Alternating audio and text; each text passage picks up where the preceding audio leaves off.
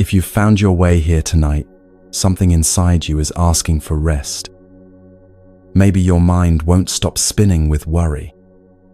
Maybe you're carrying the weight of everyone else's problems on your shoulders. Maybe you're just tired of trying so hard to hold everything together, tired of feeling responsible for things you can't control, tired of lying awake wondering if you're doing enough. You're not alone in this feeling.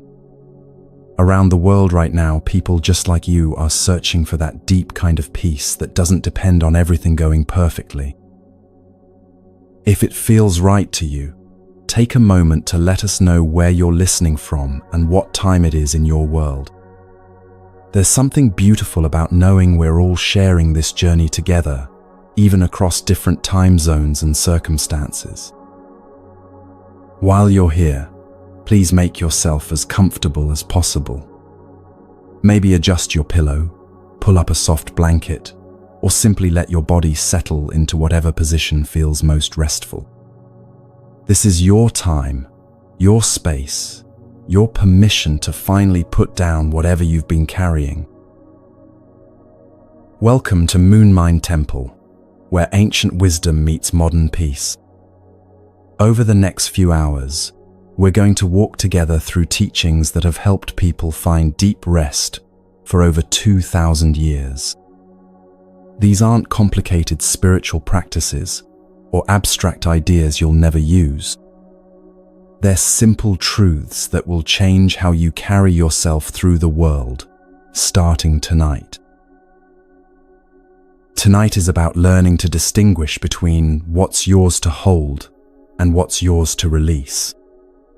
It's about discovering that the weight you've been carrying might not actually belong to you. And it's about finding that place of stillness inside yourself that remains peaceful even when everything around you feels chaotic. There's something that happens to people who care deeply about others. Without even realizing it, they begin to absorb the emotions of everyone around them. A friend calls upset about their relationship, and suddenly you're lying awake at night worrying about their marriage. A coworker shares their stress about a deadline, and you find yourself feeling anxious about a project that isn't even yours. Your adult child faces a challenge, and you feel the weight of their struggle as if it were your own responsibility to solve. In a monastery high in the mountains, there lived a young monk who had this exact problem. Every person who came to the temple seeking guidance would leave their emotional burdens with him. He would listen to their sorrows, their fears, their anger, and somehow all of these feelings would remain in his heart long after the visitors had gone. Night after night, he would lie awake carrying the pain of dozens of people, wondering why his compassion seemed to be destroying his inner peace. One morning, exhausted and confused, he approached his teacher.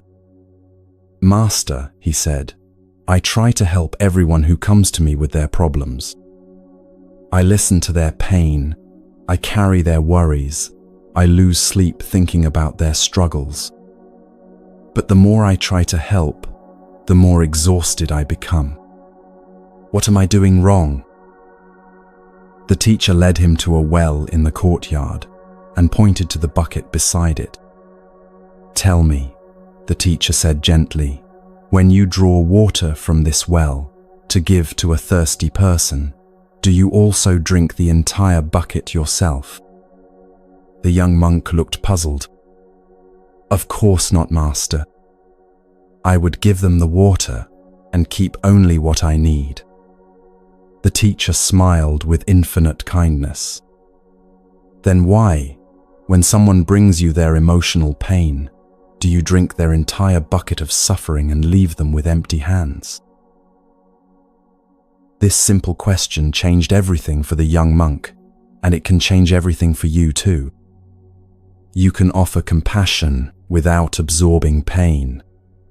You can be present for someone's struggle without making it your own. You can listen with your whole heart without carrying their burden in your chest when they leave. The well doesn't become empty when it gives water, and your heart doesn't become depleted when it offers love without attachment. This is one of the most profound teachings in Buddhist wisdom, the understanding that true compassion flows freely without creating suffering for the giver. Right now, as you listen to these words, notice if there's a tightening in your chest when you think about someone else's problems. That physical tension is a signal that you might be carrying emotional weight that belongs to them. Your body is incredibly wise. It will always tell you when you've crossed the line from helping to carrying. The Buddhist understanding is beautifully clear about this. Every person has their own path to walk, their own lessons to learn, their own emotional weather to experience. When you try to take that away from them, you're not actually helping.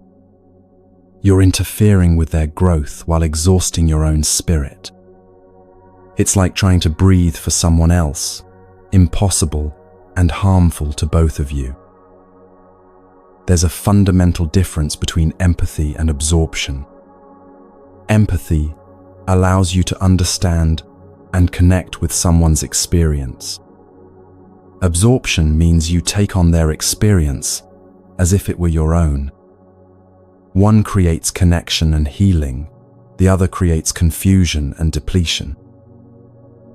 Imagine for a moment that your energy is like sunlight. The sun doesn't deplete itself by shining on flowers. It doesn't become dimmer because it also shines on weeds.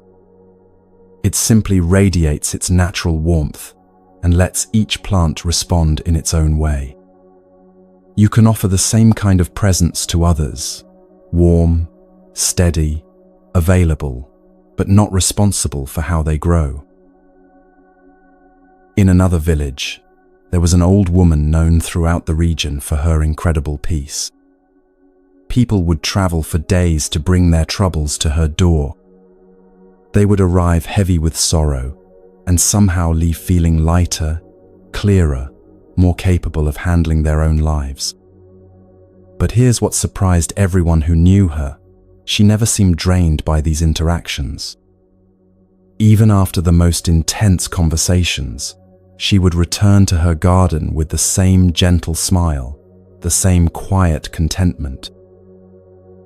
One day, a visitor asked her secret. She pointed to a beautiful fountain she had built in her garden, where water flowed constantly from a natural spring. "Watch the water," she said softly. "It flows constantly to whoever needs it, the birds, the flowers, anyone who comes to drink. But notice what happens to the source. Does the spring become empty because it gives? Or does it stay full because it only gives what naturally flows?" This is the heart of healthy compassion in Zen teaching. True giving doesn't deplete because it comes from a source that refills itself. But when you try to give what you don't have, when you try to fix what isn't yours to fix, you create suffering for yourself and confusion for others. The spring gives water, not its entire underground source. You can give love, support, and presence without giving away your peace. The Buddha taught that suffering comes from attachment, and this includes attachment to other people's emotions. When you become attached to fixing someone else's feelings, when you can't rest until they're okay, you've moved beyond compassion into a subtle form of control. Your peace becomes dependent on their emotional state, which means neither of you is truly free. The challenge is recognizing when you've crossed that invisible line from helping to carrying. It usually feels like a subtle shift from listening to fixing, from being present to being responsible. Your body will tell you when this happens. There's a difference between the warm expansion that comes with genuine compassion and the tight, anxious feeling that comes with emotional responsibility that isn't yours. Compassion feels spacious and open. It allows the other person to have their experience without needing to change it. Emotional absorption feels cramped and urgent. It carries an undercurrent of, "This shouldn't be happening," or "I need to fix this." Learning to distinguish between these two feelings is one of the most important skills you can develop. In Buddhist practice, this is called loving detachment, and it sounds contradictory until you experience it. It's actually the most loving thing you can do. When you stop trying to rescue everyone from their feelings, you give them space to develop their own emotional strength. When you stop absorbing their pain, you stay clear enough to offer real wisdom instead of reactive sympathy. Think about the people in your life who feel most supportive to you. Chances are, they're not the ones who panic when you're upset or who try to talk you out of your feelings. They're the ones who can sit with you in your difficulty without becoming overwhelmed themselves. They offer their presence without trying to control your experience. This is what you can learn to offer others. There's an old Zen saying, "You can't stop the waves, but you can learn to surf." This applies perfectly to emotions, both your own and others. You can't stop someone else from feeling sad, angry, or afraid. But you can learn to surf these emotional waves when they come into your presence. You can stay balanced on your own board while they navigate their own waters. Let this understanding settle into your body now. Feel how different it is to think about someone you care about with love rather than with worry. Notice how love feels open and spacious, while worry feels tight and constricted. Love trusts, worry tries to control. Love offers, worry demands. You can choose love in every interaction. You can choose to trust that others are capable of handling their own emotional weather with your support, but not your sacrifice. This doesn't mean becoming cold or disconnected. It means becoming more genuinely helpful because you're not drowning in the very emotions you're trying to help them navigate. As you breathe right now, imagine releasing any emotions you've been carrying that don't belong to you. Not with coldness, not with rejection, but with the understanding that returning these feelings to their rightful owner is an act of love, both for them and for yourself. You can care deeply without carrying heavily. You can love completely without losing yourself. Picture those emotions floating away from your body like clouds moving across the sky. They're not being destroyed or dismissed. They're simply returning to where they belong. And in the space they leave behind, you can feel your own natural peace beginning to emerge. This peace was always there, waiting beneath the weight you thought you had to carry. You're not responsible for other people's happiness. You're not responsible for protecting anyone from their own feelings. You're not responsible for making sure everyone around you is okay before you can rest. These responsibilities were never yours to begin with, even though your caring heart may have picked them up along the way. What you are responsible for is your own presence, your own kindness, your own inner peace. And the beautiful paradox is that the more you tend to your own emotional garden, the more you have to offer others. The spring that doesn't run dry is the one that's connected to its own deep source. Tonight, as you continue this journey with us, you're learning to distinguish between the weight that's yours and the weight that isn't. You're discovering that letting go of what doesn't belong to you isn't selfish, it's necessary. It's how you preserve your capacity to show up fully for what is actually yours to handle. And it's how you model for others what healthy emotional boundaries look like. Feel your shoulders dropping slightly as this truth settles in. Notice how your breathing naturally deepens when you're not carrying the emotional burdens of everyone around you. This is what your nervous system feels like when it's not in constant rescue mode. This is what peace feels like when it's not dependent on everyone else being okay. The young monk in our story learned to give water without drinking the whole bucket. The old woman learned to let her compassion flow like a spring without depleting the source. And you're learning right now that the most loving thing you can do is to stop carrying what was never yours to hold. This is where true healing begins, not in fixing everyone else, but in returning to your own wholeness so you can offer genuine support instead of shared suffering. But even after you've learned to stop carrying others' emotions, there's often something else that keeps your mind spinning through the night. It's the way your thoughts grab onto moments from the day and refuse to let them go, replaying conversations that already ended, rehearsing scenarios that may never happen, carrying mental stones long after you've left the place where you picked them up.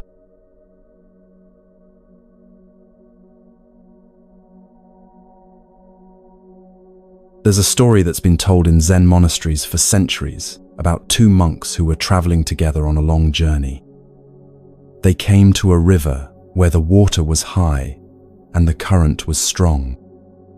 Standing at the bank was a young woman in an elegant silk dress, clearly unable to cross without ruining her clothing. Without hesitation, the older monk lifted her onto his back and carried her safely across the river. He set her down gently on the other side. She thanked him gracefully, and the two monks continued on their path. For the next several hours, the younger monk walked in complete silence, his mind churning with agitation. Finally, unable to contain himself any longer, he burst out, "How could you do that? Our vows forbid us from touching women, and yet you picked her up and carried her across the river. How can you call yourself a monk after breaking such a sacred rule?" The older monk looked at his companion with gentle surprise. "I set that woman down hours ago at the river," he said quietly. "Why are you still carrying her?" This simple exchange reveals something we all do constantly, something that steals our peace more effectively than any external circumstance. We encounter a moment, someone says something that bothers us, a situation doesn't go according to plan, a worry enters our thoughts, and then we carry it with us, long after it's passed. We replay conversations that already ended. We rehearse arguments with people who aren't even there. We turn over problems in our minds like stones in our pockets, worn smooth by constant handling, but never actually solved by all that mental friction. The older monk in the story demonstrates something that Buddhist teachers call natural mind, the ability to meet each moment fully, when it arises, respond appropriately to what's actually happening, and then let the moment complete itself. He didn't carry the experience beyond its natural lifespan. His mind stayed clear because he wasn't trying to hold on to something that had already passed. But the younger monk shows us what most of us do most of the time. He took a moment that lasted perhaps 5 minutes and stretched it into hours of internal suffering. He wasn't experiencing the river crossing anymore. That was over and done. He was experiencing his thoughts about the river crossing, his judgments about what had happened, his mental replay of an event that no longer existed anywhere except in his mind. This is what Zen wisdom calls mental carrying, and it's different from the emotional carrying we talked about earlier. Mental carrying is when your thoughts grab onto experiences and refuse to let them pass naturally. It's the difference between experiencing something and thinking about experiencing something. One happens in the present moment and then flows on. The other happens in your head and can go on indefinitely. Right now, as you're listening to these words, you might notice your mind trying to carry something from earlier today. Maybe it's a conversation that didn't go the way you hoped. Maybe it's a mistake you made that you keep replaying. Maybe it's something you saw on the news that's stuck in your thoughts like a thorn. Notice how carrying these mental objects feels in your body. There's usually a subtle tension, a sense of weight, even though the original experience is long gone. The Buddha taught that this kind of mental carrying is one of the primary causes of suffering, and it's completely optional. You don't have to pick up every mental stone. You don't have to carry every conversation beyond the moment it ended. You don't have to react to every thought that crosses your awareness. The river in our story represents the present moment, where things arise and pass away naturally. The younger monk's agitation represents what happens when we refuse to let moments complete themselves.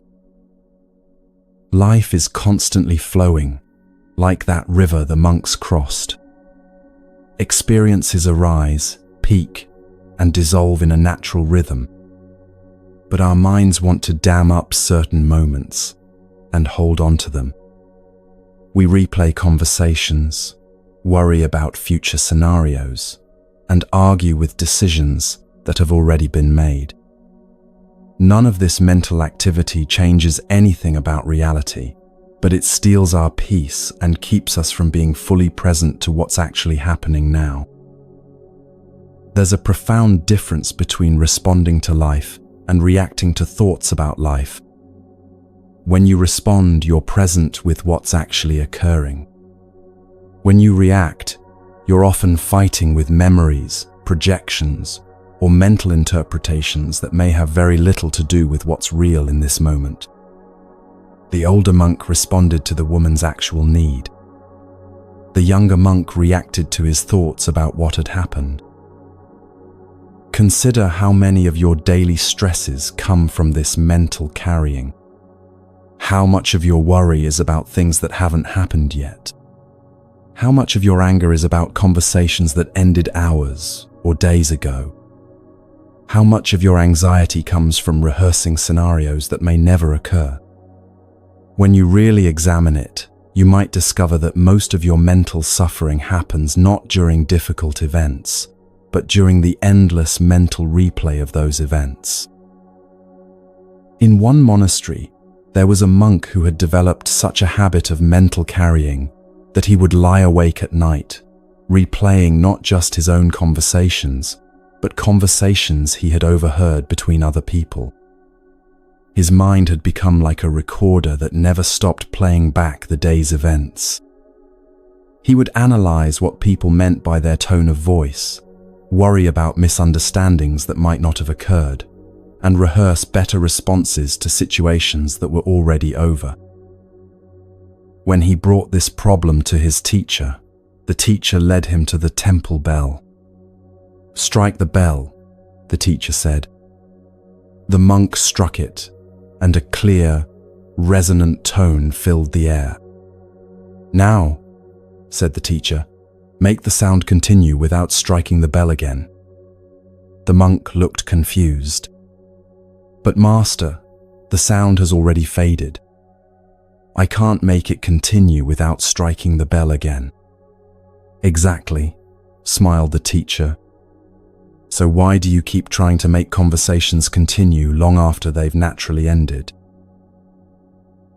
This teaching points to something fundamental about the nature of experience. Moments have a natural lifespan, just like the sound of a bell. They arise, they peak, they fade away. When we try to keep them going through mental repetition, we're like someone frantically shaking a bell that's no longer ringing, creating noise instead of music, effort instead of peace. The practice of letting moments complete themselves is incredibly liberating for the nervous system. When you stop trying to extend experiences beyond their natural duration, when you stop carrying conversations that have already ended, your mind begins to settle into its natural state of alert calm. It's like muddy water that finally has a chance to settle, revealing the clear depths that were always there. But how do you actually do this? How do you stop your mind from picking up every mental stone? The first step is simply noticing when you're doing it. Right now, take a moment to scan your awareness. Is there something from earlier today that you're still mentally carrying around?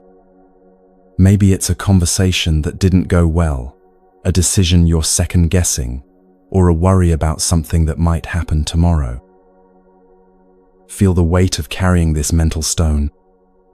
Notice how it creates a subtle tension in your body, a background static in your mind.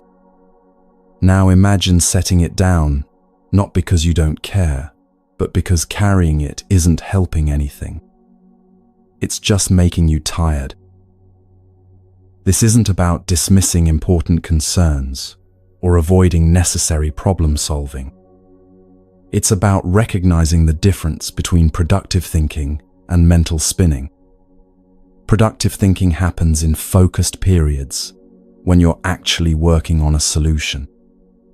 Mental spinning happens continuously in the background, rehashing the same thoughts without progress, like a hamster wheel for the mind. The Buddhist teaching of impermanence is crucial here. Everything that arises will also pass away. This includes thoughts, emotions, and mental fixations. When you stop feeding a mental pattern with your attention, it naturally dissolves.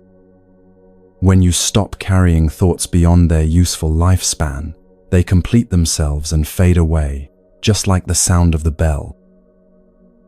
There's another story about a student who complained to her meditation teacher that her mind was too busy to meditate. "Every time I sit down to be quiet," she said, "my thoughts start racing even faster. It's like trying to calm a pot of boiling water." The teacher nodded knowingly. "You're right. You can't calm boiling water by stirring it. But you also can't calm it by putting a lid on it and pretending it's not boiling. What do you do with boiling water when you want it to settle?" The student thought for a moment. "You remove it from the heat," she said. "Exactly. You stop feeding the fire." Your attention is the fire that keeps mental carrying alive. When you keep feeding attention to thoughts that want to replay endlessly, you're keeping them boiling. But when you gently withdraw your attention, not by fighting the thoughts, but by simply not engaging with them, they naturally settle. This practice of non-reactive awareness is like becoming the sky instead of the clouds.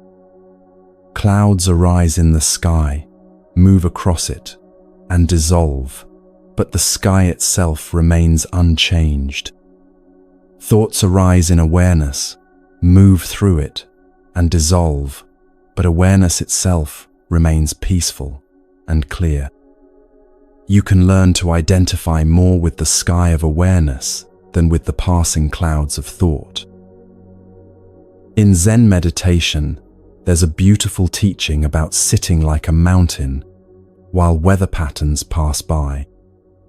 The mountain doesn't react to every cloud that crosses its peak. It doesn't argue with the weather or try to control what kind of day it will be. It simply remains stable and present while all kinds of conditions move through the sky above it. Your awareness can learn to be like that mountain, grounded, peaceful, unshaken by the passing weather of thoughts and emotions. This quality of inner stillness isn't something you have to create from scratch. It's what naturally emerges when you stop picking up every mental stone, when you stop carrying conversations beyond their time, when you let moments complete themselves instead of extending them indefinitely in your mind. The stillness was always there, waiting beneath the mental noise. One of the most freeing realizations in Buddhist practice is that you don't have to believe every thought that arises in your mind. Thoughts are not facts. They're mental events that come and go like weather patterns. Some thoughts are useful and deserve your attention. Others are just mental habits, old patterns playing out, or random neural firing. Learning to distinguish between thoughts worth engaging and thoughts worth letting pass is one of the most valuable skills you can develop. The younger monk in our story believed his thoughts about the river crossing were important, urgent, deserving of hours of mental energy. But they were just thoughts, mental interpretations of an event that had already ended. The older monk had the wisdom to let the moment be what it was, and then let it go. He engaged fully when action was needed, and then returned to clear awareness when the action was complete. As you practice this letting go of mental carrying, you might notice that your relationship with time begins to change. Instead of living partially in the past through mental replay and partially in the future through mental rehearsal, you begin to inhabit the present more fully. Time slows down because you're actually experiencing it instead of thinking about it. Moments become richer because you're present for them instead of already moving on to the next mental task. This presence is what creates the space for genuine wisdom to arise.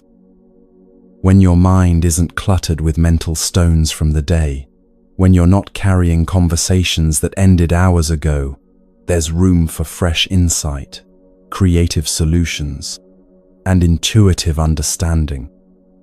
Clarity comes not from thinking harder, but from thinking less, or rather, from thinking more skillfully. Right now, as you feel this understanding settling into your body, notice how your breathing naturally begins to slow down.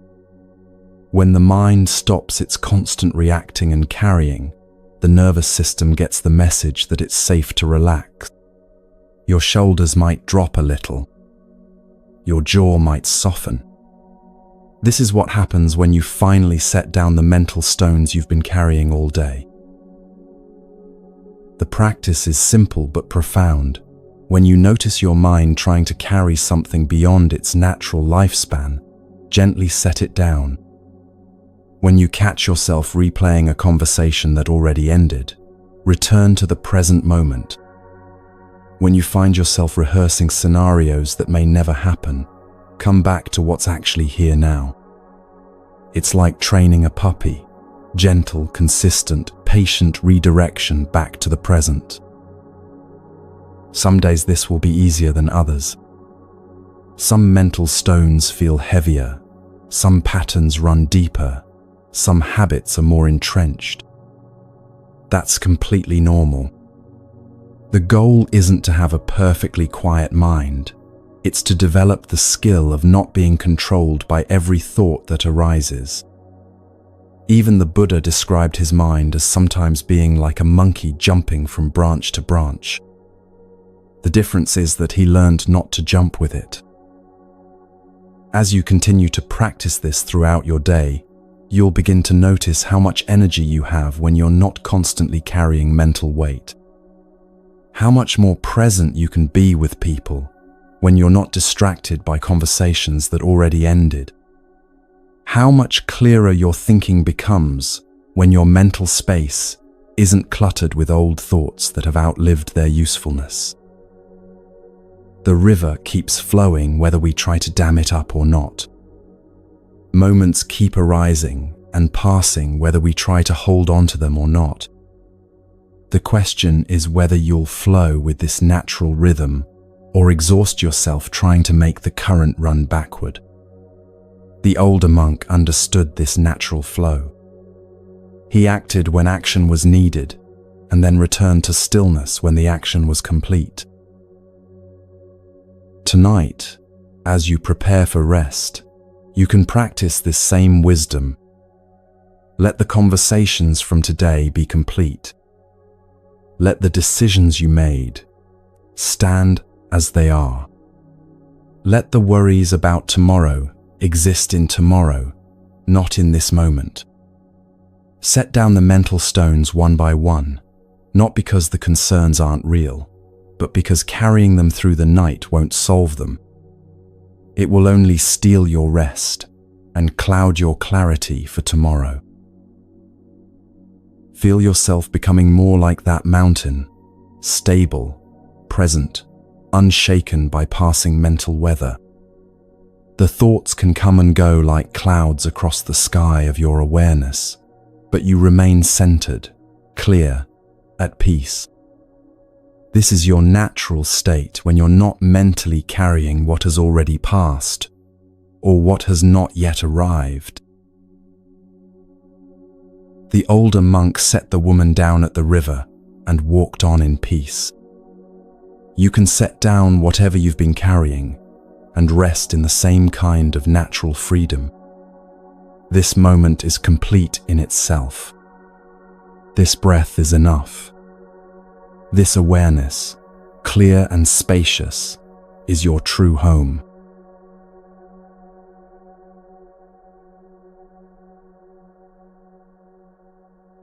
Even when you've learned to stop carrying others' emotions and to let go of mental stones from the day, there's often still something that keeps you awake at night, something that makes your mind spin with worry and planning. It's the deep need to know how things will turn out, the attachment to having life go according to your plans, the fear that if you don't control every variable, everything will fall apart. This is perhaps the most human of all struggles, the desire for certainty in an uncertain world. We make plans, set goals, work toward outcomes, and then suffer when reality takes a different path than the one we carefully mapped out. We form expectations about how people should behave, how situations should unfold, how our efforts should be rewarded, and then we're disappointed when life refuses to follow our script. There's a story that's been told for over 1,000 years about a farmer who lived in a small village near the mountains. One day, his only horse broke through the fence and ran away into the wild hills. All the neighbors came to express their sympathy. "What terrible luck," they said, shaking their heads in dismay. But the farmer simply looked at them with calm eyes and replied, "Maybe so, maybe not. We'll see." The next morning, the farmer woke to find that his horse had returned, and with it came 3 wild horses that had followed it back to the farm. The neighbors hurried over to celebrate this unexpected good fortune. "How wonderful," they exclaimed. "What amazing luck you have." Again, the farmer responded with the same quiet equanimity. "Maybe so, maybe not. We'll see." The following week, while trying to tame one of the wild horses, the farmer's son was thrown from its back and broke his leg badly. Once again, the neighbors gathered to offer their condolences. "How awful," they said. "Such misfortune after your recent good luck." The farmer helped his son into the house and then turned to his neighbors with the same peaceful expression. "Maybe so, maybe not. We'll see." A few days later, military officials came through the village, conscripting all the able-bodied young men to fight in a war that had broken out with a neighboring region. They took every healthy son from every family in the village, except for the farmer's boy, who was passed over because of his broken leg. The neighbors, now understanding the deeper wisdom they had witnessed, came to marvel at what seemed like incredible fortune. But the farmer, tending to his son's healing leg, simply nodded and said what he had always said, maybe so, maybe not. We'll see. This story illustrates one of the most profound teachings in all of Buddhist philosophy, the understanding that our immediate judgments about whether events are good or bad, fortunate or unfortunate, are often based on incomplete information. The farmer had learned to hold outcomes lightly, to engage fully with whatever arose without wasting energy, deciding whether reality was matching his preferences. The neighbors in the story represent how most of us move through life, constantly evaluating, constantly judging, constantly deciding whether what's happening should be celebrated or mourned. But this constant mental evaluation is exhausting, and it's often based on a very limited view of how events connect to each other over time. What looks like disaster in the moment may be redirection towards something better. What seems like good fortune may carry hidden challenges. The truth is, we rarely know in the moment what the larger meaning of an event will turn out to be. The farmer's wisdom wasn't indifference or passivity. He still cared for his animals, still worked his land, still tended to his son when he was injured. But he had learned something that most people never learn: how to participate fully in life without attaching his peace to specific outcomes. He engaged completely with what was in front of him while remaining open to whatever might unfold next. In Buddhist teaching, this is called non-attachment, and it's one of the most misunderstood concepts in spiritual practice. Non-attachment doesn't mean not caring. It doesn't mean becoming emotionally flat or withdrawing from life. It means caring deeply while holding outcomes lightly. It means giving your best effort while remaining unattached to whether that effort produces the results you expect. Think about something you've been really wanting to happen in your life right now. Maybe it's a job opportunity, a relationship development, a health improvement, or a personal goal you've been working toward. Notice how much mental energy you spend, not just working on this outcome, but also worrying about whether it will happen, when it will happen, and what it will mean about you if it doesn't happen the way you want. All of that worry is like the neighbors in our story, constantly judging each development as good news or bad news. But what if you could approach your desires with the farmer's wisdom? You could still work toward what you want, still hope for positive outcomes, still take constructive action. But you could also cultivate the inner flexibility to trust that whatever unfolds will bring its own opportunities and lessons, even if they're not the ones you originally planned for. There was once a potter who had spent months creating what she believed would be her masterpiece, an intricate vase with delicate patterns that represented the culmination of years of skill development. The night before it was to be fired in the kiln, an earthquake shook her studio, and the unfired vase shattered into hundreds of pieces. She stood looking at the fragments, and her first impulse was to weep for all the lost work, all the destroyed beauty. But then she remembered something her teacher had once told her: the clay knows things the potter doesn't. Instead of mourning what was lost, she began to look more closely at how the vase had broken. The fracture patterns revealed structural weaknesses she hadn't noticed. The way the pieces separated showed her new possibilities for design. That broken vase became the inspiration for an entirely new technique that brought her more recognition and fulfillment than her original plan ever could have. This is what happens when we stop demanding that reality match our blueprints and start getting curious about what it's actually offering. The potter could have spent weeks mourning her broken vase, convinced that the earthquake had ruined everything. Instead, she practiced what Zen teachers call don't know mind, a state of open curiosity about how things will unfold, rather than rigid attachment to how they should unfold. Don't know mind doesn't mean being confused or uncertain.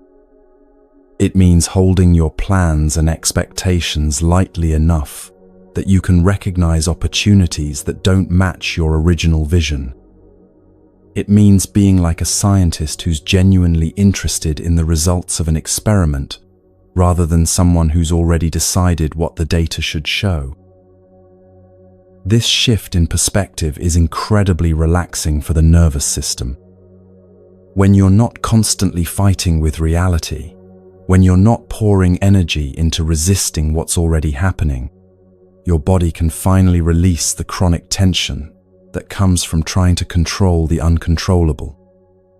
Your breathing deepens, your muscles soften, and your mind becomes available for the kind of creative response that's only possible when you're not locked into one way of seeing things. The Buddha taught that attachment to outcomes is one of the primary sources of human suffering. Not because wanting things is wrong, but because tying your peace to getting specific results sets you up for disappointment. Life is constantly changing, constantly surprising us, constantly offering us things we didn't expect, and withholding things we thought we needed. When your happiness depends on reality matching your preferences, you're essentially making a bet against the fundamental nature of existence. But when you learn to hold your desires the way the farmer held his judgments, lightly, with curiosity, with openness to whatever might actually be best, you begin to experience a different kind of freedom. You can still work toward your goals with passion and dedication. You can still hope for the best possible outcomes. But your peace no longer depends on getting exactly what you want, exactly when you want it. Consider the difference between these two approaches to the same situation. One person applies for a job they really want. They prepare thoroughly, interview well, and then spend weeks anxiously checking their email, unable to focus on anything else until they hear back. If they get the job, they're elated, but immediately start worrying about performing well. If they don't get it, they're devastated and take it as a sign that they're not good enough. Another person applies for the same kind of job with the same level of preparation and care. But after the interview, they return their attention to their current life, continuing to engage fully with their present circumstances, while remaining open to whatever response comes.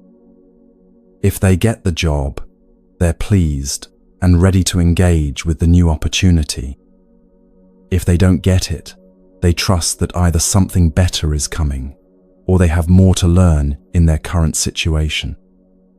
Their sense of worth and peace remains stable regardless of the outcome. Both people cared about the opportunity. Both people put in their best effort. But only one of them suffered during the waiting period, and only one of them would suffer if things didn't go according to plan.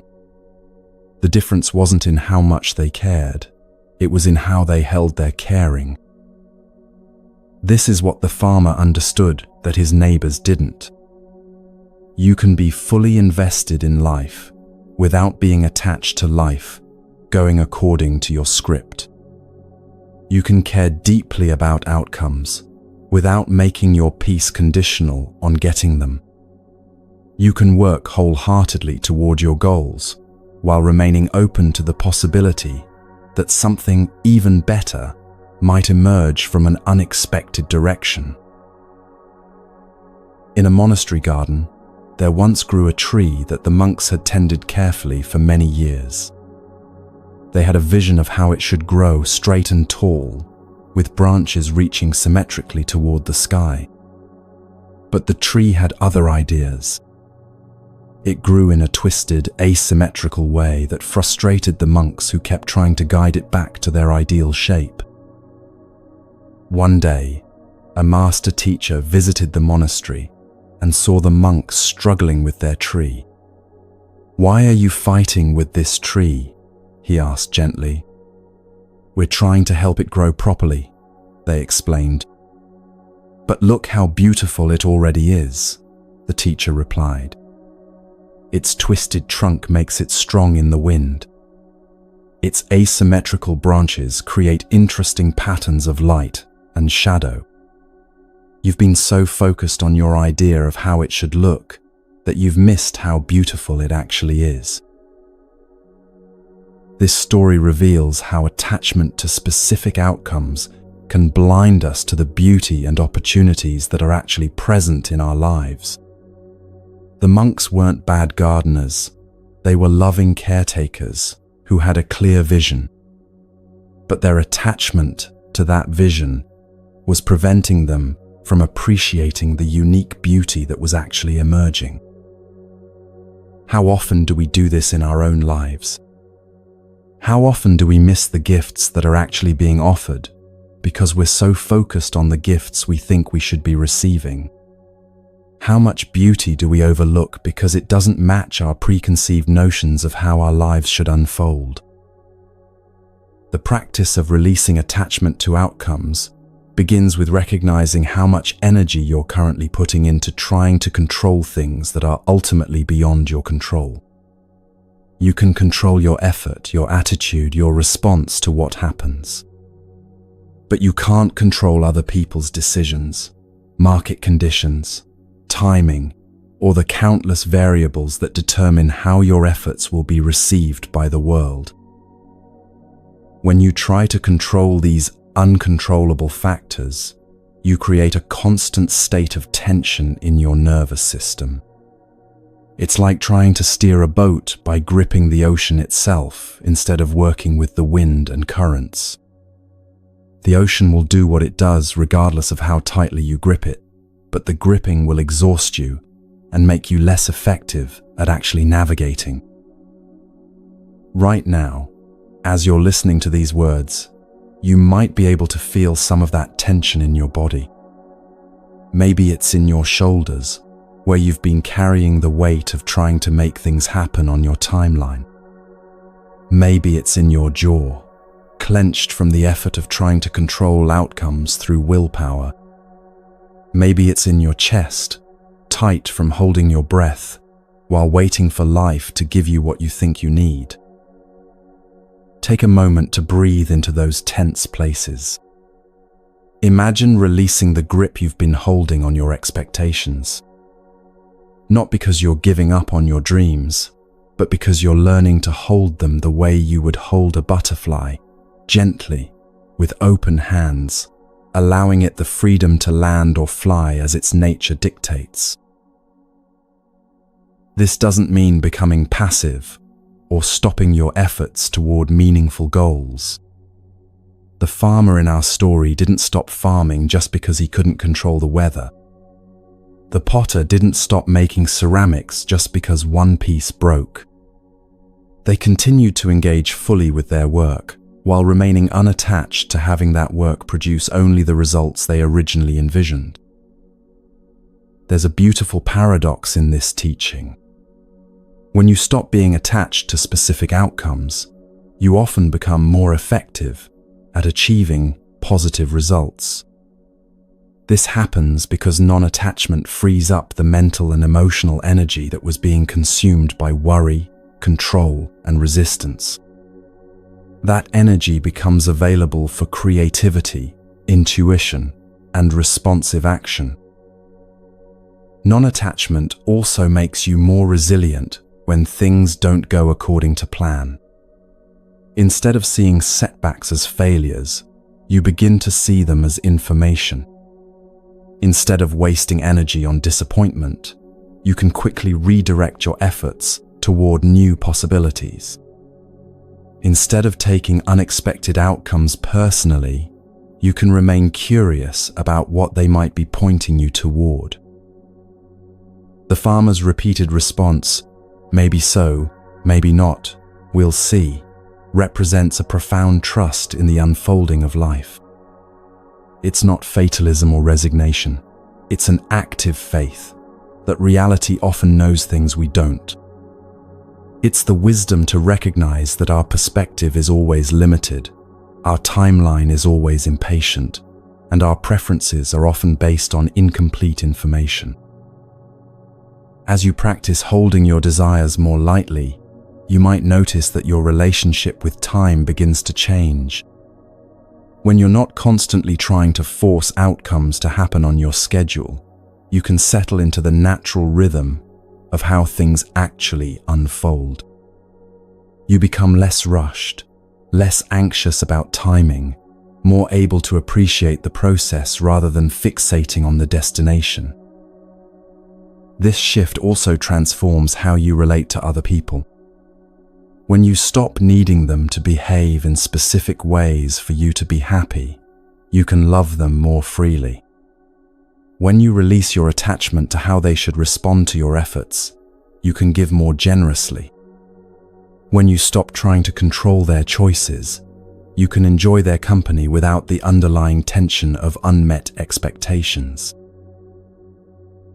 Tonight, as you prepare for rest, you can practice this same wisdom with your own life.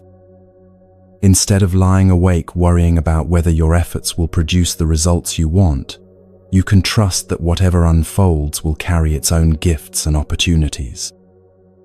Instead of trying to mentally control tomorrow's events, you can rest in the understanding that your job is to show up fully for whatever tomorrow actually brings. Feel yourself relaxing into this trust, the way the farmer relaxed into his "maybe so, maybe not." Your dreams and goals can remain important to you without controlling you. Your hopes can remain alive without making you anxious. Your efforts can remain wholehearted without attachment to their outcomes being exactly what you expect. This is the freedom that comes from working with life instead of against it. This is the peace that emerges when you stop demanding that reality, submit to your preferences, and start dancing with whatever music is actually playing. Like the farmer watching his story unfold with patient curiosity, you can meet each day with open hands and an open heart, ready for whatever lessons and gifts it might bring. The horse runs away, the horse returns, the sun breaks his leg, the war passes by, and through it all, there's a deeper stillness that remains unshaken by the changing circumstances. That stillness is always available to you when you stop insisting that life follow your script and start trusting the wisdom of what's actually unfolding. Maybe so, maybe not. We'll see.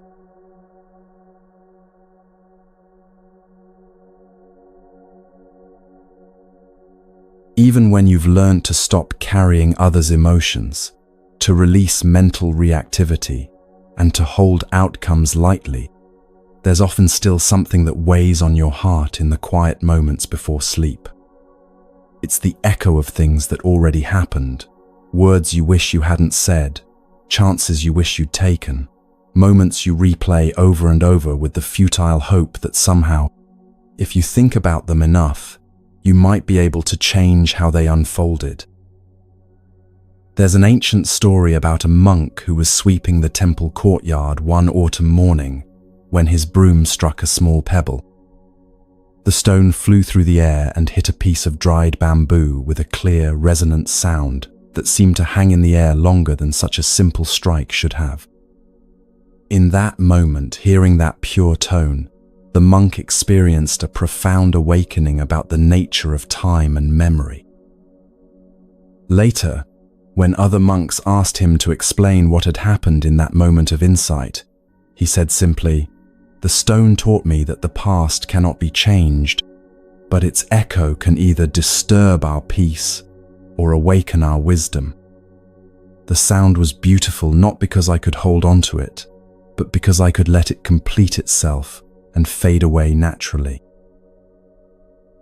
This teaching points to something we all struggle with: how to relate to parts of our past that still feel unfinished, unresolved, or painful. Maybe it's words you wish you hadn't spoken to someone you loved. Maybe it's opportunities you let slip by because fear held you back. Maybe it's decisions you made that you now see differently with the wisdom you've gained since then. These memories can echo through your present moments, like that sound of stone striking bamboo, but the question is whether that echo will disturb your peace or contribute to your understanding. The Buddhist perspective on time is very different from how most people think about their past. While our minds often live in memories or project into imagined futures, reality only exists in this present moment. The conversation you regret happened in a moment that no longer exists anywhere except in your memory. The opportunity you missed existed in a time that has already passed and cannot be retrieved. The person you were when you made that decision was operating with different information, different wisdom, different circumstances than you have now. This doesn't mean dismissing or minimizing real pain from past experiences. It means recognizing that the suffering you feel now isn't actually coming from the past event itself. It's coming from your present moment relationship with the memory of that event. And that relationship can change, just like the monk's relationship with the sound of the stone changed from a simple noise into a doorway to wisdom.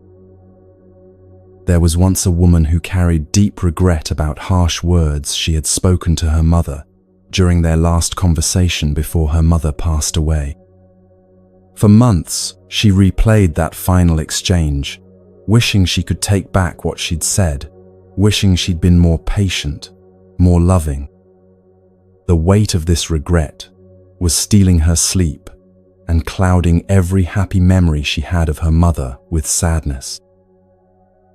One day, she shared her burden with a wise teacher who listened with great compassion. When she finished speaking, the teacher asked gently, "Tell me, when you remember your mother now, are you remembering her, or are you remembering your guilt about that last conversation?" The woman paused, realizing that her regret had become so strong, it was actually blocking her from accessing the love that had defined their relationship for decades. The teacher continued, "Your mother knew who you were in your heart. One difficult moment doesn't erase 30 years of love. But your attachment to that one moment is erasing your ability to feel the love that's still here, still real, still available to you." This story illustrates something crucial about how regret operates in our minds. When we become attached to wishing the past were different, we often lose access to what was actually beautiful about our relationships and experiences. The regret becomes so loud that it drowns out the love, the joy, the connection that formed the foundation of what we're grieving. The Buddha taught that suffering comes not from what happened, but from our attachment to wishing it had happened differently. This attachment to changing the unchangeable is like trying to make a river flow backward. It's futile, and it prevents us from working skillfully with the water that's actually flowing in the present moment. But how do you actually release regret when it feels so justified, so important, so much like a necessary form of honoring what was lost? The first step is understanding the difference between healthy remorse and destructive regret. Healthy remorse acknowledges a mistake, learns from it, and then uses that learning to make better choices going forward. Destructive regret keeps replaying the mistake without any constructive purpose, creating suffering in the present without changing anything about the past. Right now, think about something from your past that still weighs on your heart. Notice how it feels in your body when you remember it. Is there a tightness in your chest? A heaviness in your stomach? A tension in your shoulders? These physical sensations are happening now, in this moment, even though the event you're remembering happened in the past. The past event is over, but your present moment relationship with the memory of it is creating real suffering right now. In a mountain monastery, there was an old monk who had been carrying guilt for over 20 years about a mistake he'd made as a young novice.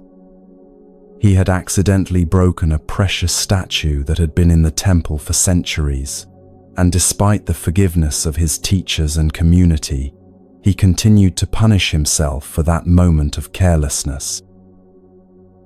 One evening, as he sat in meditation, still tormented by this ancient regret, he heard the sound of a clay pot falling and shattering in the kitchen. Instead of continuing his meditation, he went to see what had happened and found a young monk standing amid the fragments, tears streaming down his face. "I'm so sorry, elder brother," the young monk said. "I've ruined everything. I'll never forgive myself for being so clumsy." Looking at this young monk's pain, the elder suddenly saw his own 20 years of self-punishment with startling clarity. He realized that his attachment to his past mistake hadn't honored the broken statue or made him a better monk. It had simply created 2 decades of unnecessary suffering.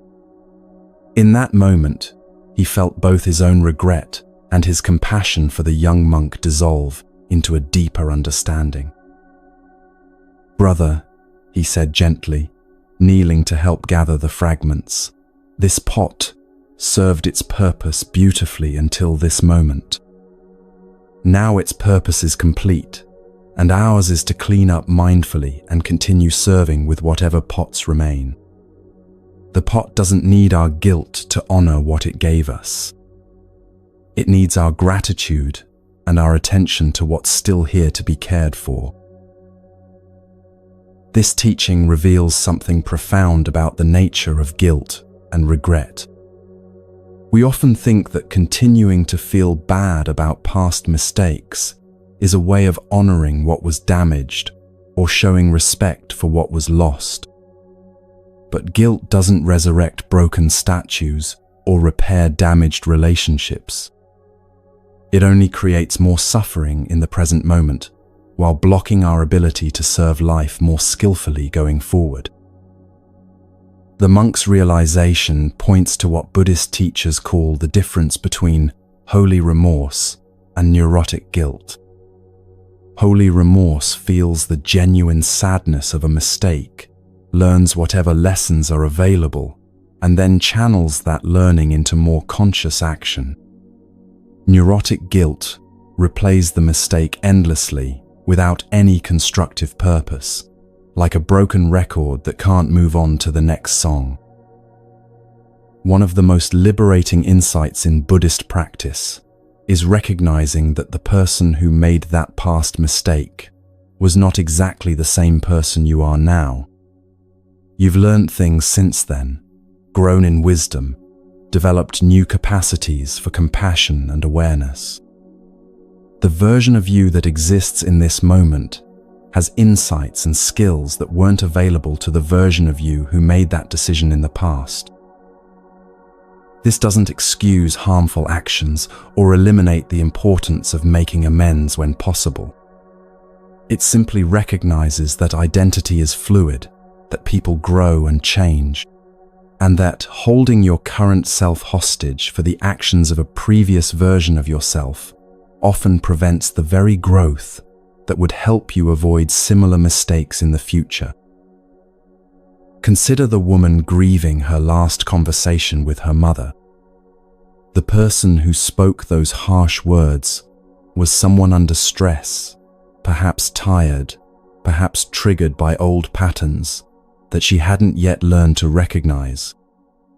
The person feeling regret now has different awareness, different perspective, different capacity for patience. Continuing to punish her current self for her past self's limitations doesn't honor her mother's memory. It blocks her from accessing the love that was the true foundation of their relationship. There's another story about a master calligrapher who made a terrible mistake while creating an important piece for the emperor. Instead of starting over or trying to cover up the error, he incorporated the mistake into the design, turning it into the most beautiful element of the entire piece. When asked how he had transformed an error into art, he replied, "I stopped fighting with what had already been written and started working with what was actually on the page." This is one of the most practical teachings about dealing with regret.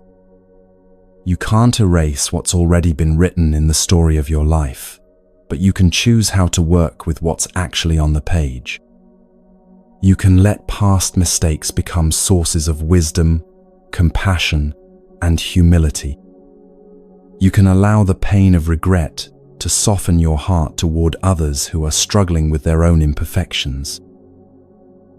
Many people find that their deepest regrets, when finally released, become the foundation of their greatest compassion.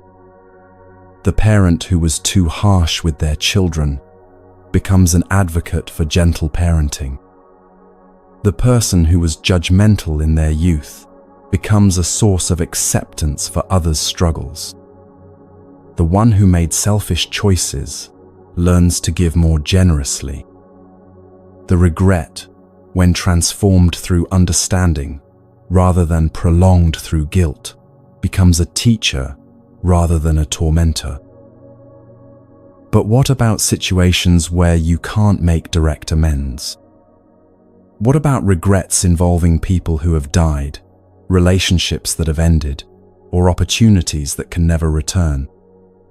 In these cases, the practice becomes one of what Buddhists call merit dedication, taking the lessons learned from your regret and using them to serve life more skillfully in whatever ways are available to you now. The woman who regretted her last conversation with her mother could honor that regret by becoming more patient with other people in her life. The monk who broke the statue could let his mistake teach him to move more mindfully through the world. The opportunities you didn't take could become wisdom that helps you recognize and embrace the opportunities that are still coming your way. This transformation of regret into wisdom requires a fundamental shift in how you relate to your past mistakes.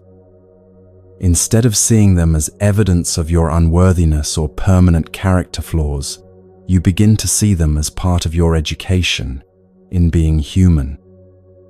Instead of using them to justify ongoing self-punishment, you let them teach you how to love more skillfully, act more consciously, and respond more wisely to whatever challenges arise in the present. Right now, as you're listening to these words, you might notice that some of the physical tension you were holding around your regrets has begun to soften. This happens naturally when you stop using your energy to fight with what's already written and start using it to write what comes next. The nervous system can finally relax when it's no longer trying to change the unchangeable. There's a beautiful practice in Zen tradition called just sitting with what is. When regret arises, instead of immediately trying to fix it, analyze it, or push it away, you simply sit with it. You feel the sadness without trying to justify it. You acknowledge the mistake without adding layers of self-judgment. You let the regret be present without letting it define who you are in this moment. Often, When regret is met with this kind of gentle awareness instead of resistance or self-attack, it naturally transforms. The guilt dissolves into sadness, the sadness releases into acceptance, and the acceptance opens into compassion, both for yourself and for others who are carrying similar burdens. This doesn't happen overnight, and it doesn't mean you'll never feel sad about past mistakes again. It means you stop adding unnecessary suffering to inevitable sadness. You let the natural grief of human imperfection flow through you without creating a permanent residence for guilt and self-punishment. As you prepare for rest tonight, you can practice this gentle awareness with whatever regrets you've been carrying. Instead of trying to resolve them once and for all, you can simply acknowledge them with the same compassion you would offer a friend who was struggling with similar feelings. You can honor what was lost or damaged without demanding that your present moment peace be sacrificed on the altar of unchangeable past events. Feel the echo of that stone striking bamboo, clear, complete, naturally fading into silence. Your past experiences can echo through your awareness in the same way, offering their lessons without demanding that you live forever in their shadow. The sound completes itself and fades, and in that fading, space opens for whatever wants to arise next. Tonight, let your regrets complete themselves like that sound completing itself. Let them offer their wisdom, and then fade into the spaciousness of this present moment, where your life is still being written, where your love can still be expressed, where your learning can still serve the world in ways that honor both what was lost and what remains possible. The past has taught you what it came to teach. Now let it rest, so that you can rest too, knowing that the person you've become through your mistakes is more compassionate, more wise, more deeply human than the person you would have been without them. This is the gift that regret offers when it's finally allowed to transform from burden into teacher, from weight into wisdom.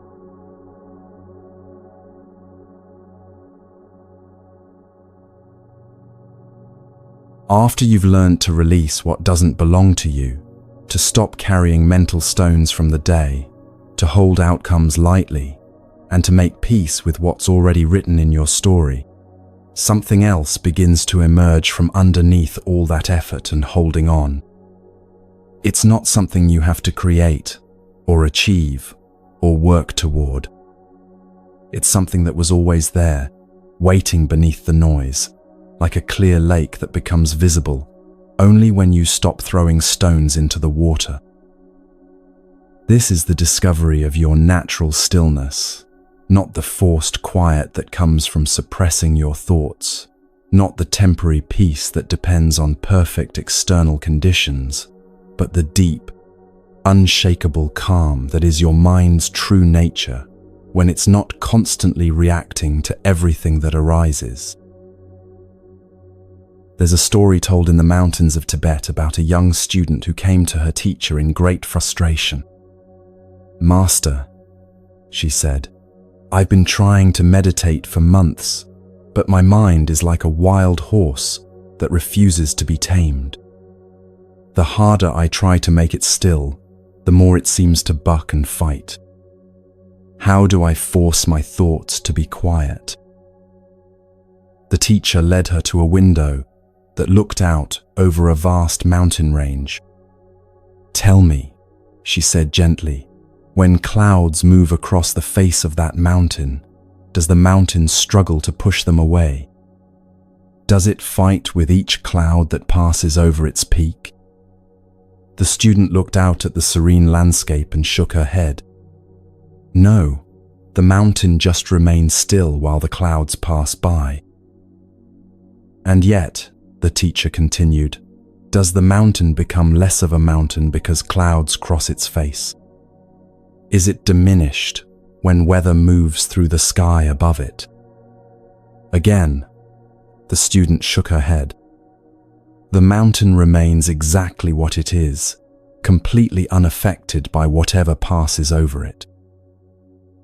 The teacher smiled with infinite patience. Your awareness is like that mountain. Thoughts arise and pass like clouds. Emotions move through like weather patterns, but the awareness that notices them remains unchanging, unshaken, naturally still. You don't need to fight the clouds.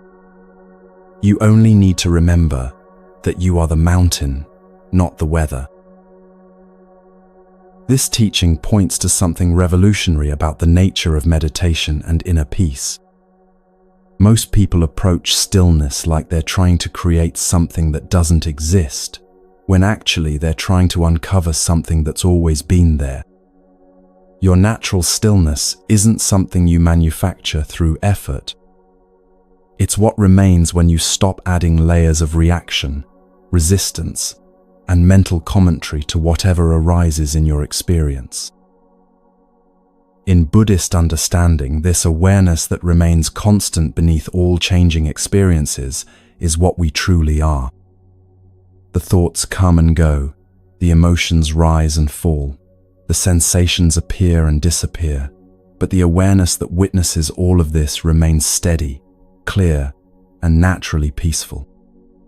When you begin to identify more with this witnessing awareness than with the changing content of your experience, you discover a kind of peace that doesn't depend on anything external being a particular way.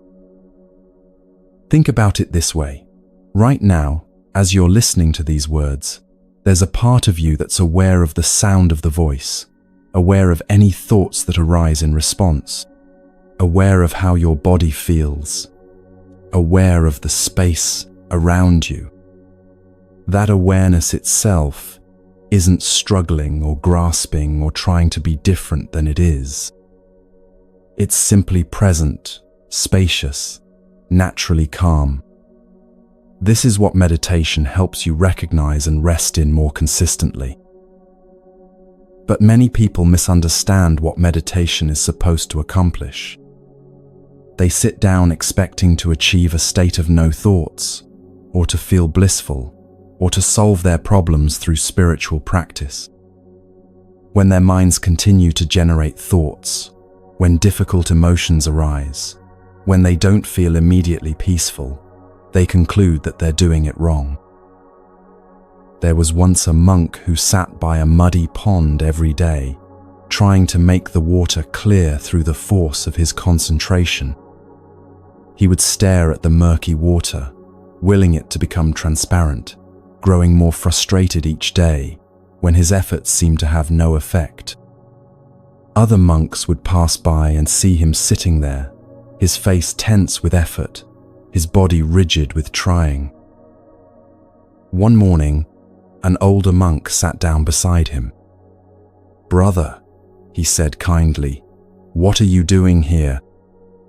The younger monk explained his daily practice of trying to clear the water through concentration.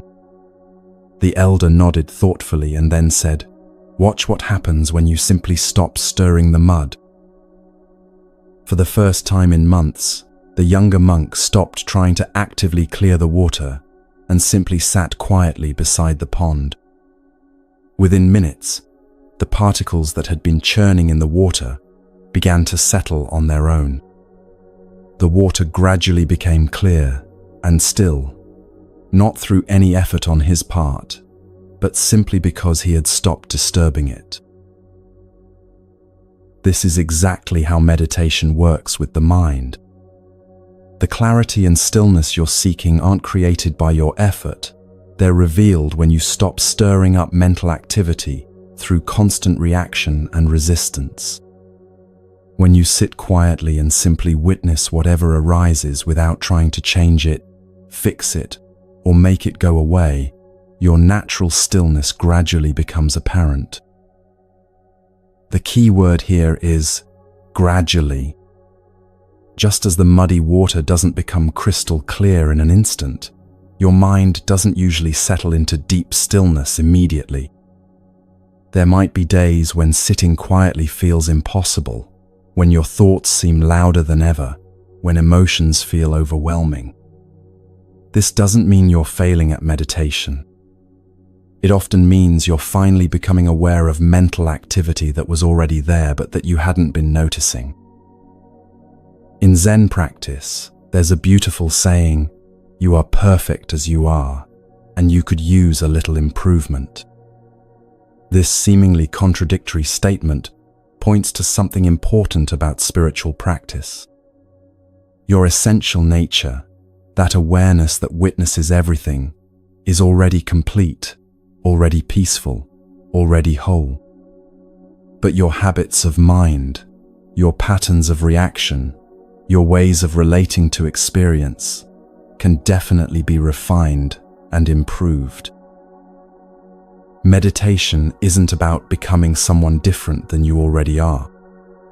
It's about becoming more familiar with who you already are beneath all the mental activity. It's like cleaning dust off a mirror. The mirror's capacity to reflect clearly was always there, but the dust was obscuring it.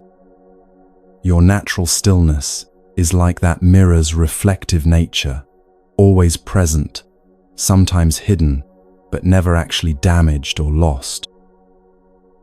This understanding can be incredibly relieving for people who have struggled with meditation or who feel like they're not spiritual enough to access deep peace. You don't need to be in a monastery. You don't need to sit in perfect posture for hours. You don't need to have profound mystical experiences. You only need to practice recognizing the stillness that's already here, like learning to notice the sky behind the clouds. Right now, even as your mind might be generating thoughts about what you're hearing, there's a deeper stillness that's aware of those thoughts. Even if emotions are present, there's a calm awareness that notices those emotions without being overwhelmed by them. Even if your body feels restless or uncomfortable, there's a spacious presence that can hold that restlessness with patience and kindness. This is what Buddhist teachers mean when they talk about non-dual awareness, the recognition that you are not separate from the peace you're seeking. You are the peace, temporarily confused about your own nature, like the sky temporarily forgetting that it's not actually made of clouds. In a forest monastery, there was a meditation hall where students would sit for hours in silence. One student noticed that there was always a barely audible humming sound in the hall, so subtle that she only became aware of it during the deepest moments of quiet. At first, she found it distracting and wondered what was causing it. Over time, she realized that the humming had always been there. She had simply been too caught up in louder mental noise to hear it.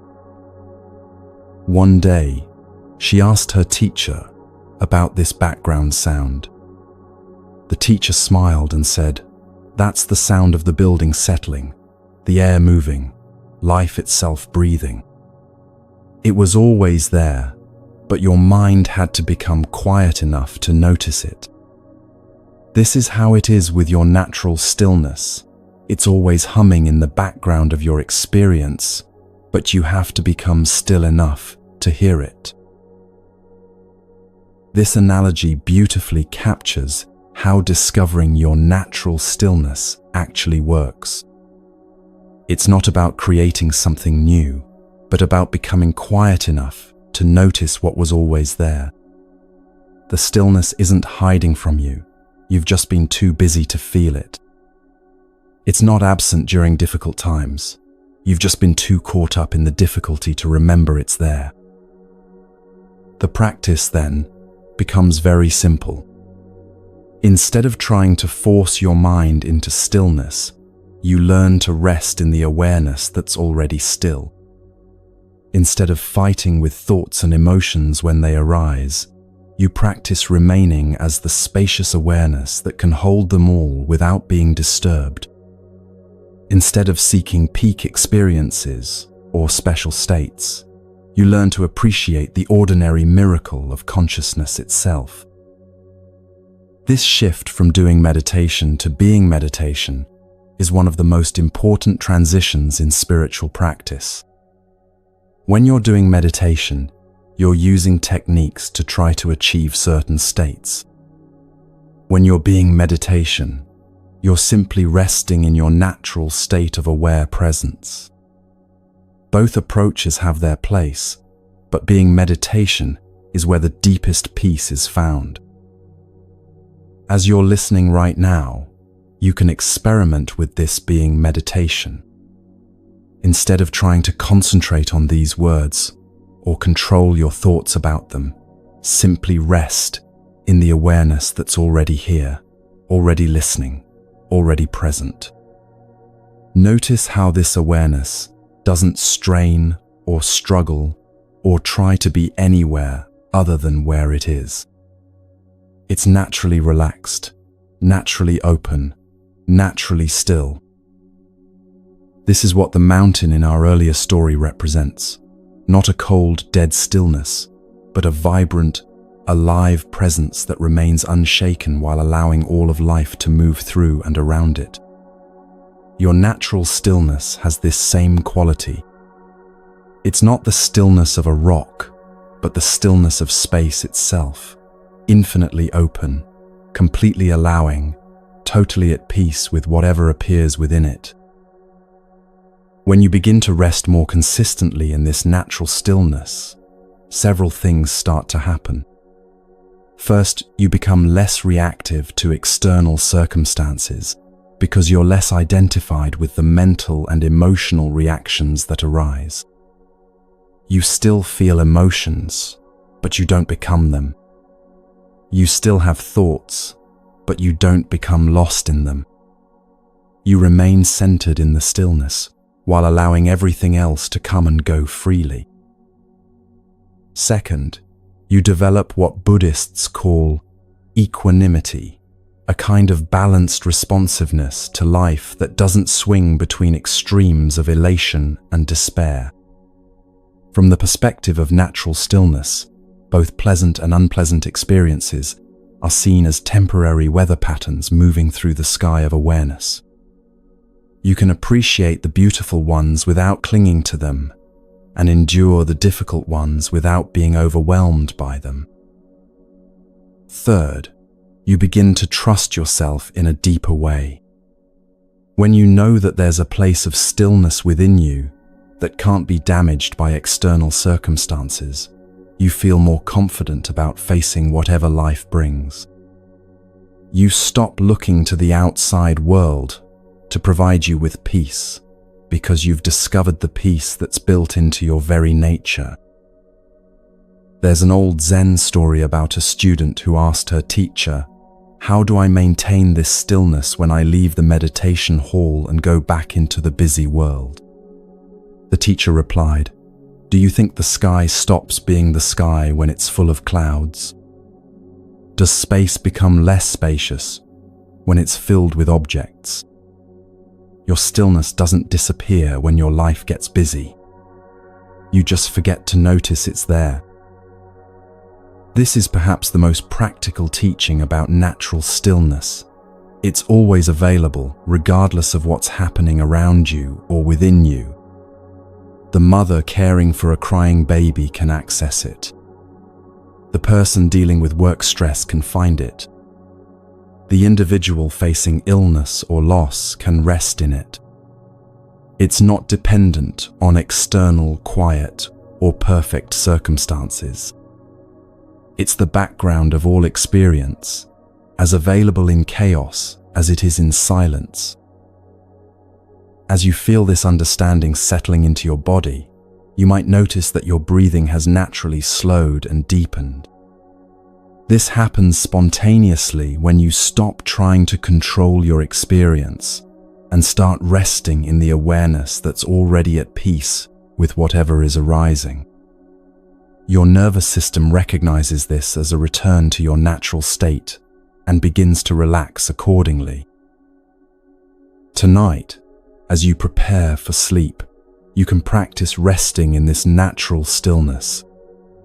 Instead of trying to make your mind empty or force yourself to feel peaceful, you can simply notice the awareness that's already here, already at rest, already complete. Let your thoughts come and go like clouds across the sky of your consciousness. Let your emotions rise and fall like waves on the ocean of your being. And rest in the knowing that you are not the clouds or the waves. You are the sky and the ocean, vast, still, and completely at peace with whatever moves through you. This natural stillness is your birthright, your true nature, the ground of your being. It doesn't need to be earned or achieved or maintained through constant effort. It only needs to be remembered, like the mountain remembering that it remains unmoved while clouds pass over its peaks. You are that mountain, and your peace is as natural and unshakable as stone reaching towards sky. In this stillness, there's no problem to solve, no state to achieve, no person to become. There's only this awareness, aware of itself, consciousness resting in its own nature, the simplest and most profound thing in existence. This is what you've been seeking in all your searching, and it was never farther away than your next breath, your next moment of simply being present to what is.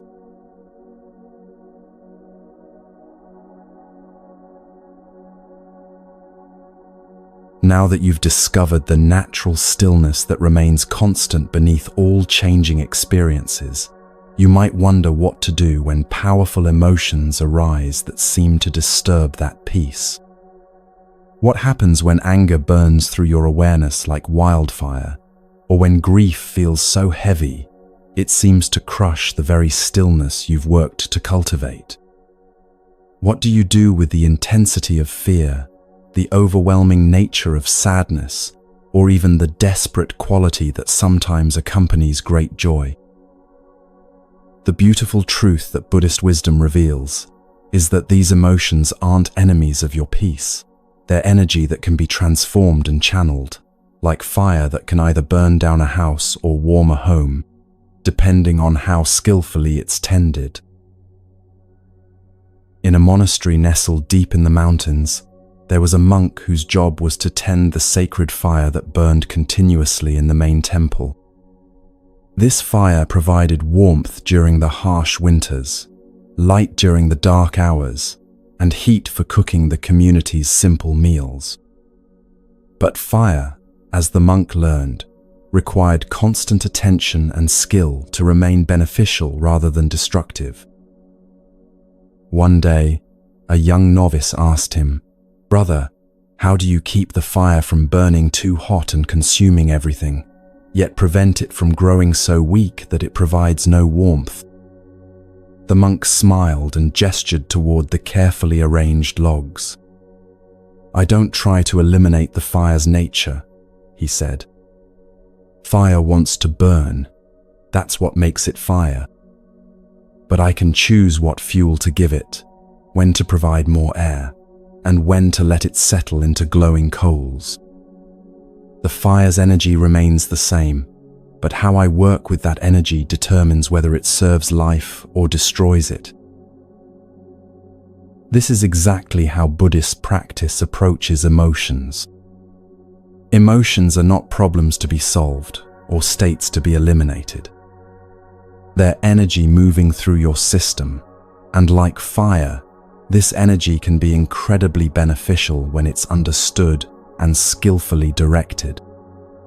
The goal isn't to become emotionless, it's to become emotionally wise. Most people relate to their emotions in one of two unhelpful ways. Either they suppress them, trying to push down feelings that seem inappropriate or uncomfortable, or they become completely identified with them, letting emotions drive their actions without any conscious direction. But there's a third way, the way of the fire tender, acknowledging the energy while choosing how to work with it. Take anger, for example. In many spiritual traditions, anger is seen as something to be eliminated, a sign of spiritual failure or lack of compassion. But in Buddhist understanding, anger often carries important information. It might be pointing to a boundary that's been crossed, an injustice that needs addressing, or a value that's being threatened. The fire of anger isn't wrong, but how you tend that fire makes all the difference. There was once a meditation teacher who noticed that one of her students seemed to be suppressing all of his emotional responses. He sat in meditation with perfect posture, spoke in measured tones, and never showed any signs of disturbance. But there was something lifeless about his presence, as if he had traded his humanity for an artificial calm. One day, during a community work period, another student accidentally knocked over this man's carefully organized tools.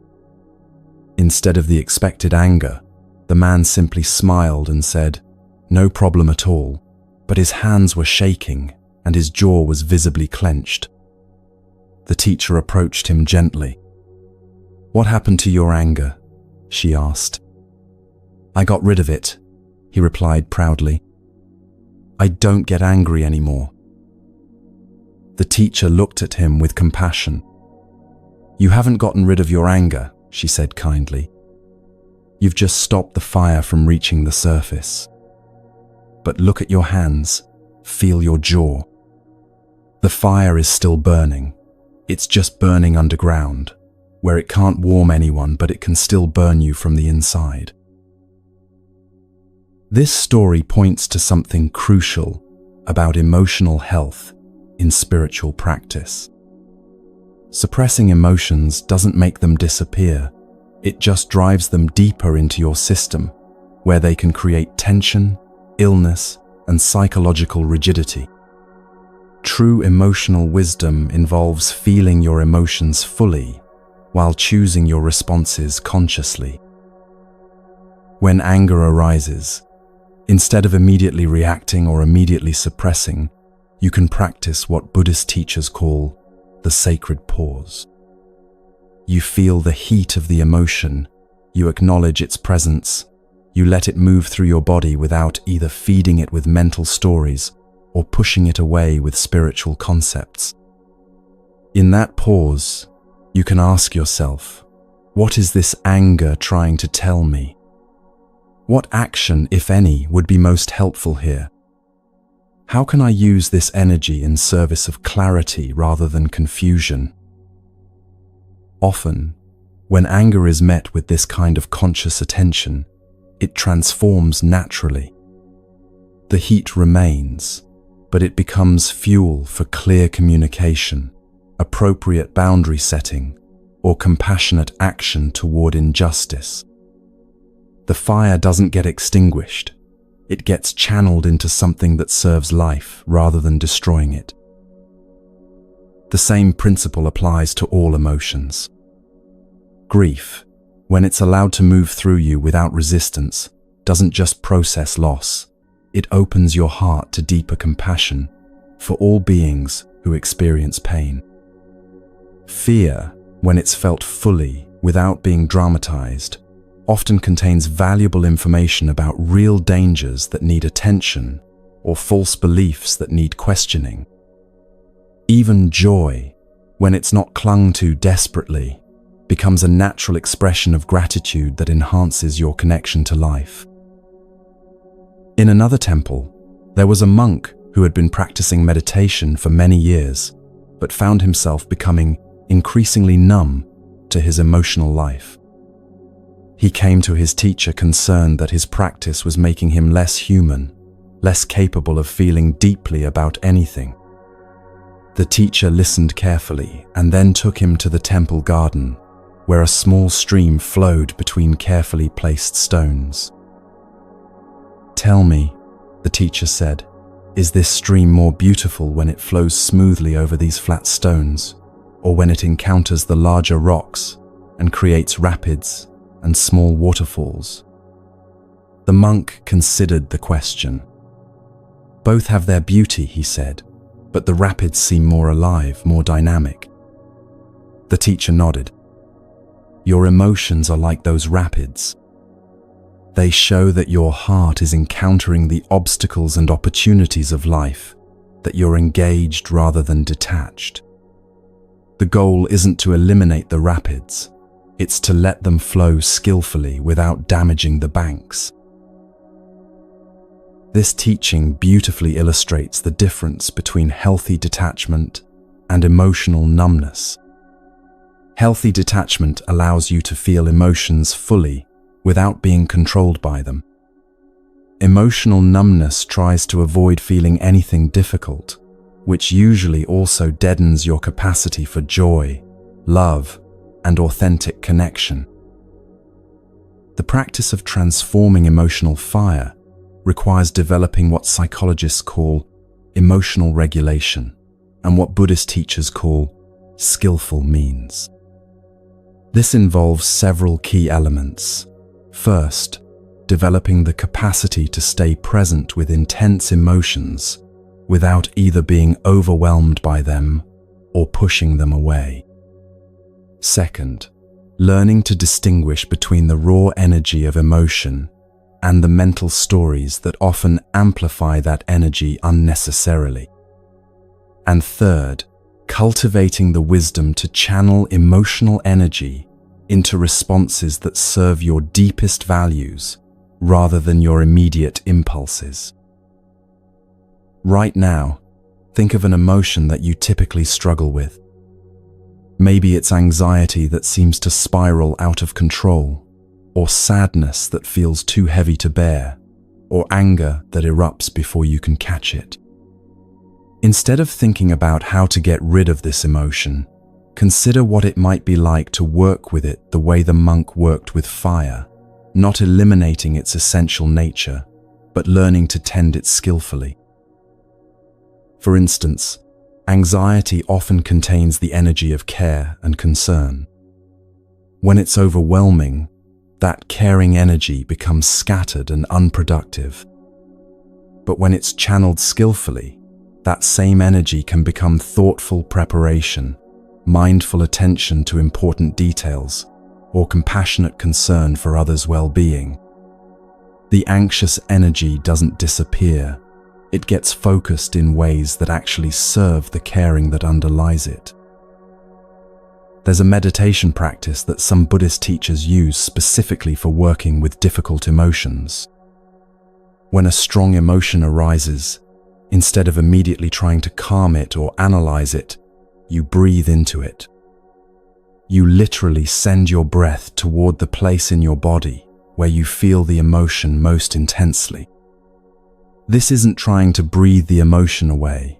It's offering your breath as a kind of spaciousness that can hold the emotion without being overwhelmed by it.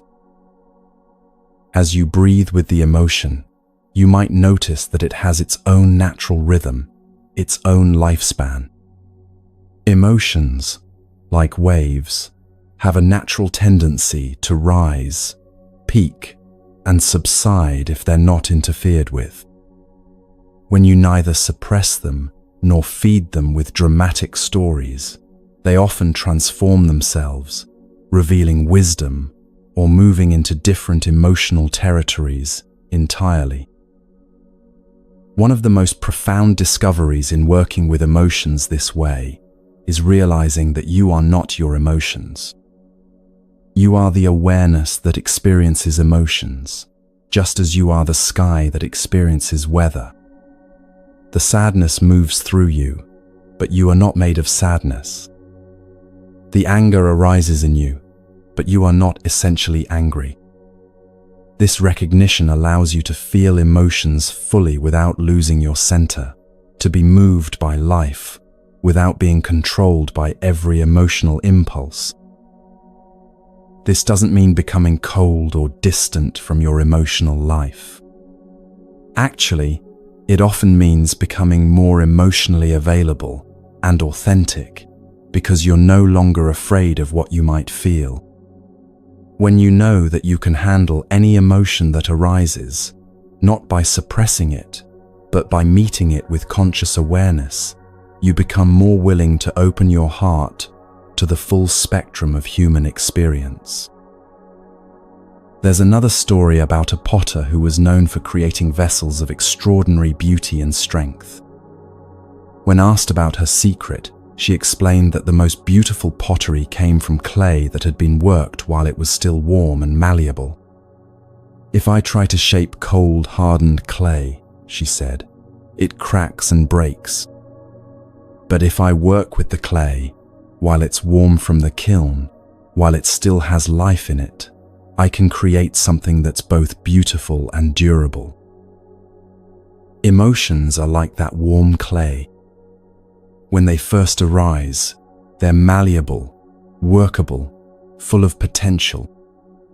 If you try to shape them through force or ignore them until they harden into resentment, bitterness, or numbness, they become much more difficult to work with. But if you meet them while they're still warm, still alive with energy, you can shape them into responses that serve your highest intentions. This requires developing what might be called emotional courage, the willingness to feel what you actually feel rather than what you think you should feel. Many people spend enormous amounts of energy trying to feel grateful when they're actually sad, trying to feel confident when they're actually afraid, trying to feel peaceful when they're actually angry. This emotional pretending exhausts the nervous system and prevents the genuine processing that allows emotions to transform naturally. True emotional courage means being honest about what's actually arising in your experience, and then choosing how to work with that raw material skillfully. If you're angry, you start by acknowledging the anger, rather than immediately trying to transform it into compassion. If you're sad, you feel the sadness rather than rushing to find the silver lining. This honest acknowledgement creates the foundation for genuine transformation rather than spiritual bypassing. As you practice this approach to emotional life, you might notice that your relationships with others begin to change. When you're no longer afraid of your own emotions, you become less reactive to other people's emotional expressions. When you know how to tend your own emotional fire skillfully, you can be present with others' emotional fires without getting burned or trying to extinguish them. You become like a spacious hearth that can hold many different fires safely. You also might find that you become more emotionally authentic and therefore more trustworthy to others. People can sense when someone is comfortable with the full range of human feeling, and they naturally feel safer being authentic themselves in such presence. Your willingness to feel deeply becomes an invitation for others to do the same. Tonight, as you prepare for rest, you can practice this gentle approach to whatever emotions might be present. If there's anxiety about tomorrow, instead of trying to think it away, you can breathe with it, acknowledge its concern, and thank it for caring about your well-being. If there's sadness about something that happened today, you can let it move through you like water through a riverbed, knowing that sadness is how the heart processes loss and disappointment.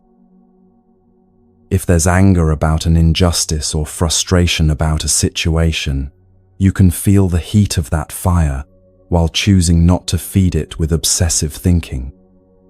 If there's joy about something beautiful you experienced, you can let it glow warmly in your chest without grasping it or demanding that it last forever. Each emotion that arises is like a visitor to your inner temple. You don't have to invite it to stay forever, but you also don't need to throw it out immediately. You can greet it, listen to what it has to tell you, offer it the warmth of your conscious attention, and then let it move on naturally when its message has been delivered. This is the art of transforming emotional fire, not extinguishing the flame, but learning to tend it with such skill that it becomes a source of warmth, light, and energy rather than destruction. Your emotions become allies in your awakening rather than obstacles to your peace. And your heart becomes both more open and more wise, capable of feeling deeply while responding skillfully to whatever life brings. The fire burns on, but now it burns in service of love, wisdom, and authentic presence. This is the gift that emotions offer when they're met with conscious awareness rather than automatic reaction. They become the very energy that illuminates your path forward.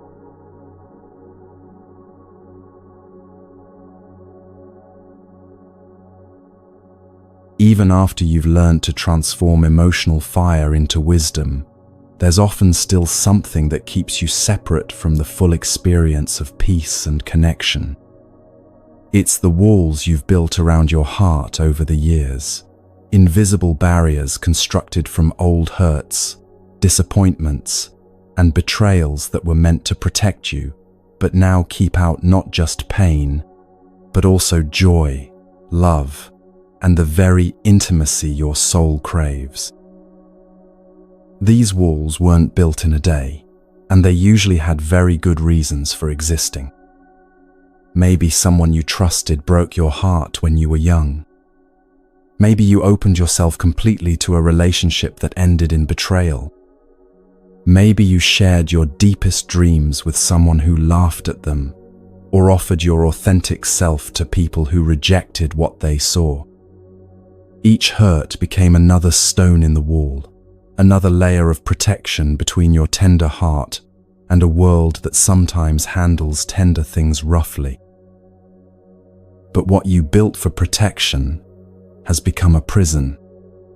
The same walls that keep out potential pain also keep out potential beauty. The same guards that protect you from being hurt again also prevent you from being fully loved, fully seen, fully alive in your connections with others. There's a story told in Zen circles about a master gardener who inherited a magnificent garden that had been surrounded by a high stone wall. The previous owner had built the wall after deer had repeatedly destroyed his prized flowers. For years, the garden had been safe from any creatures that might damage the plants. But when the new gardener arrived, he found that while the flowers were indeed protected, they had also become weak and pale from lack of natural interaction with the world around them. More troubling, the wall had not only kept the deer out, it had also kept out the butterflies that pollinated the flowers, the birds that spread seeds for new growth, and the gentle rains that nourished the soil. The garden was safe, but it was slowly dying from isolation. The gardener realized he faced a choice: keep the walls and watch his garden wither in safety, or gradually lower them and trust that the garden's natural vitality would help it handle whatever challenges arose. This is the choice your heart faces every day. You can continue to live behind the protective walls you've built, staying safe from potential hurt, but also cut off from the nourishment that comes from genuine connection. Or you can begin the gradual, courageous work of opening those walls, not recklessly, not naively, but with the wisdom that comes from understanding that a heart that never risks being hurt is a heart that never fully lives. Buddhist teaching speaks beautifully about this balance between wisdom and openness. The Buddha himself spoke of having a heart like the sky, vast enough to hold all experiences, both pleasant and painful, without being damaged by any of them. This doesn't mean being vulnerable to everyone about everything. It means developing the inner spaciousness to remain open-hearted even when you encounter people or situations that aren't safe for your full transparency. The key insight here is understanding the difference between being protected and being defended. Protection comes from wisdom, discernment, and healthy boundaries. Defense comes from fear, reactivity, and the attempt to control others' responses to you. A protected heart can choose when and how to open based on what's appropriate in each situation. A defended heart operates from automatic patterns of closing that often have little to do with present circumstances. Consider how differently these approaches feel in your body. When you're operating from protection, there's a sense of groundedness, of conscious choice about how much to reveal or share. When you're operating from defense, there's usually tension, a sense of bracing against potential attack, a readiness to fight or flee that keeps your nervous system in a state of chronic alert. Right now, as you're listening to these words, you might be able to feel some of those defensive patterns in your body. Maybe it's a subtle hardening around your heart when you think about someone who hurt you. Maybe it's a tightness in your throat when you imagine expressing a vulnerable truth. Maybe it's a pulling back in your solar plexus when you consider letting someone see you more completely than you usually allow. These physical contractions are your body's way of showing you where the walls have been built. And here's what's beautiful about this awareness. The same sensitivity that built the walls can also begin to dissolve them. The heart that learned to close for protection can also learn to open for connection.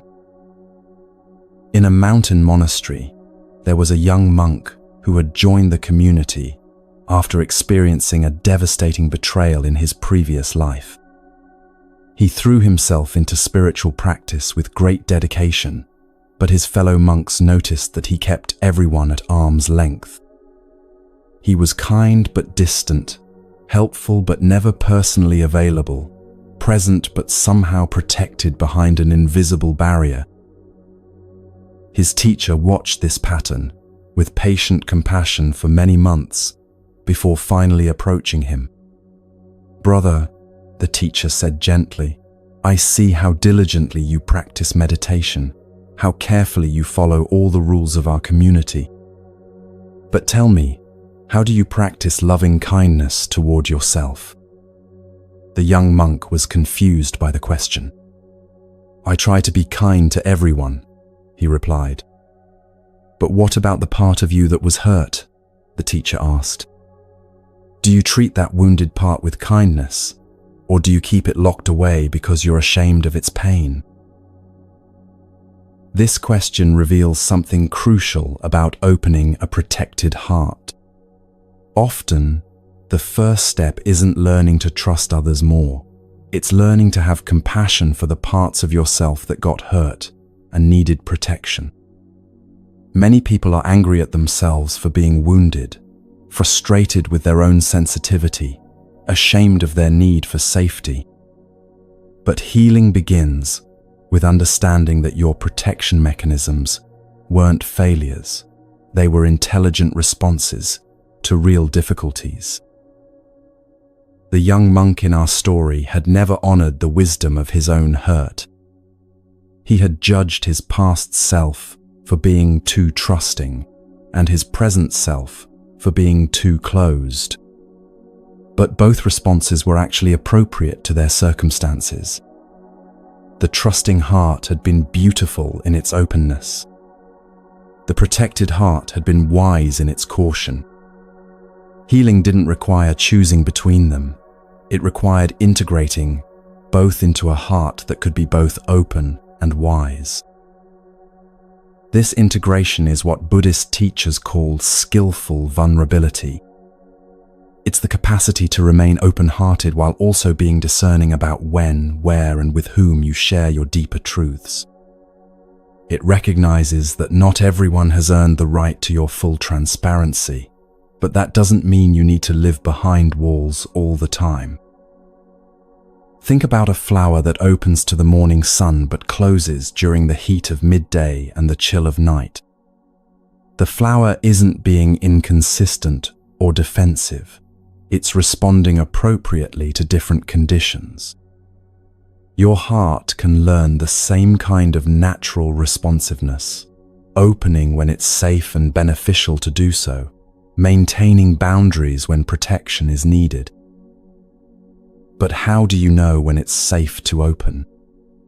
How do you distinguish between appropriate caution and unnecessary fear?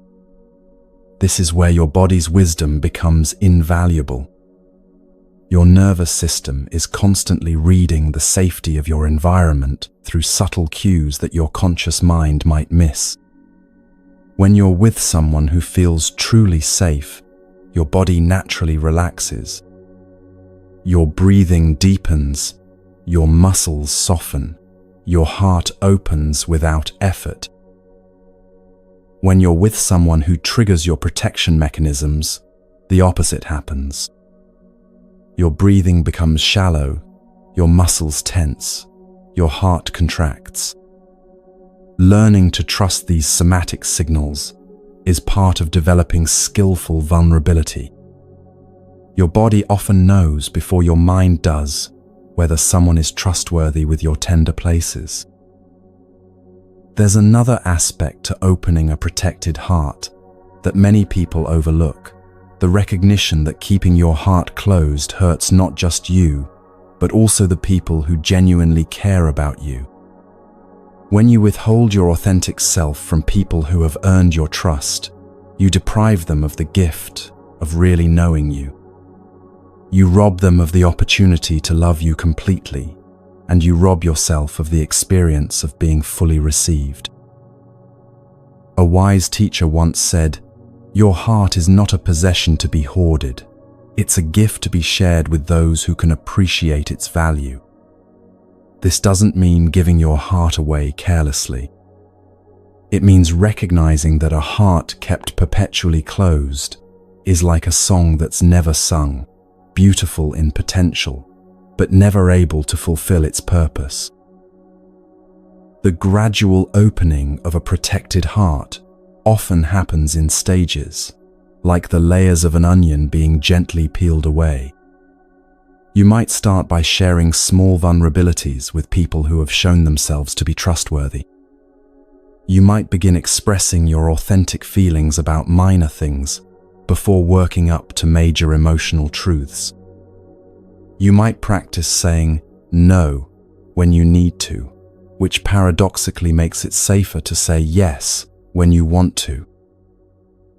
Each small act of authentic expression teaches your nervous system that openness doesn't automatically lead to catastrophe. Each positive response to your vulnerability helps reprogram the old belief that showing your true self is dangerous. Over time, your default setting begins to shift from defended to discerning, from closed to consciously open. This process requires tremendous patience with yourself. Hearts that have been closed for years don't open overnight, and there will likely be setbacks, times when someone handles your openness carelessly and you feel the old urge to slam the walls back up. These moments are not failures, they're information. They teach you more about what you need to feel safe, what kinds of responses nourish your trust, and how to communicate your boundaries clearly. There's a beautiful practice in loving-kindness meditation where you place your hand on your heart and offer yourself the same compassion you would give to a dear friend who was struggling. For people with protected hearts, this practice can be revolutionary. It begins to heal the internal environment that made closing necessary in the first place. When you become a safe person for yourself, you become more available for genuine connection with others. As you practice this internal kindness, you might notice that your need for external validation begins to diminish. When you're no longer trying to get from others what you're unwilling to give yourself, your relationships become less desperate and more genuine. You can afford to be selective about who gets access to your deeper self because you're no longer starving for acceptance. You also might discover that opening your heart doesn't make you more vulnerable to being hurt. It actually makes you more resilient. A heart that's been softened by self-compassion can handle disappointment better than a heart that's been hardened by self-protection. When you know how to comfort yourself, you can take the risks that lead to meaningful connection without fearing that rejection will destroy you. Tonight, as you prepare for rest, you can practice this gentle opening. Place your hand on your heart and feel the steady rhythm of your heartbeat. This heart has carried you through every difficulty you've ever faced. It has loved as well as it knew how, protected you when protection was needed, and remained open to whatever healing was possible. Breathe into your heart space and imagine the walls becoming more permeable, not disappearing entirely, but becoming like a garden gate that can open and close as wisdom dictates. Feel gratitude for all the ways your heart has served you, including the ways it learned to protect itself. And set an intention to honor both your need for safety and your longing for connection as you move forward. Your heart wants to love and be loved. It wants to give and receive in the natural rhythm of healthy relationship. The walls were never meant to be permanent. They were meant to give you time to heal, to learn, to develop the wisdom that makes true intimacy possible. Now you can begin to trust that your heart is strong enough to handle both the joy and the sorrow that come with genuine connection. Like the garden that thrived when its walls became gates, your life becomes more beautiful when your heart learns to open skillfully, protected by wisdom, guided by discernment, but no longer imprisoned by fear. This is the courage that makes love possible, the vulnerability that makes connection real, the openness that allows life to touch you deeply enough to matter.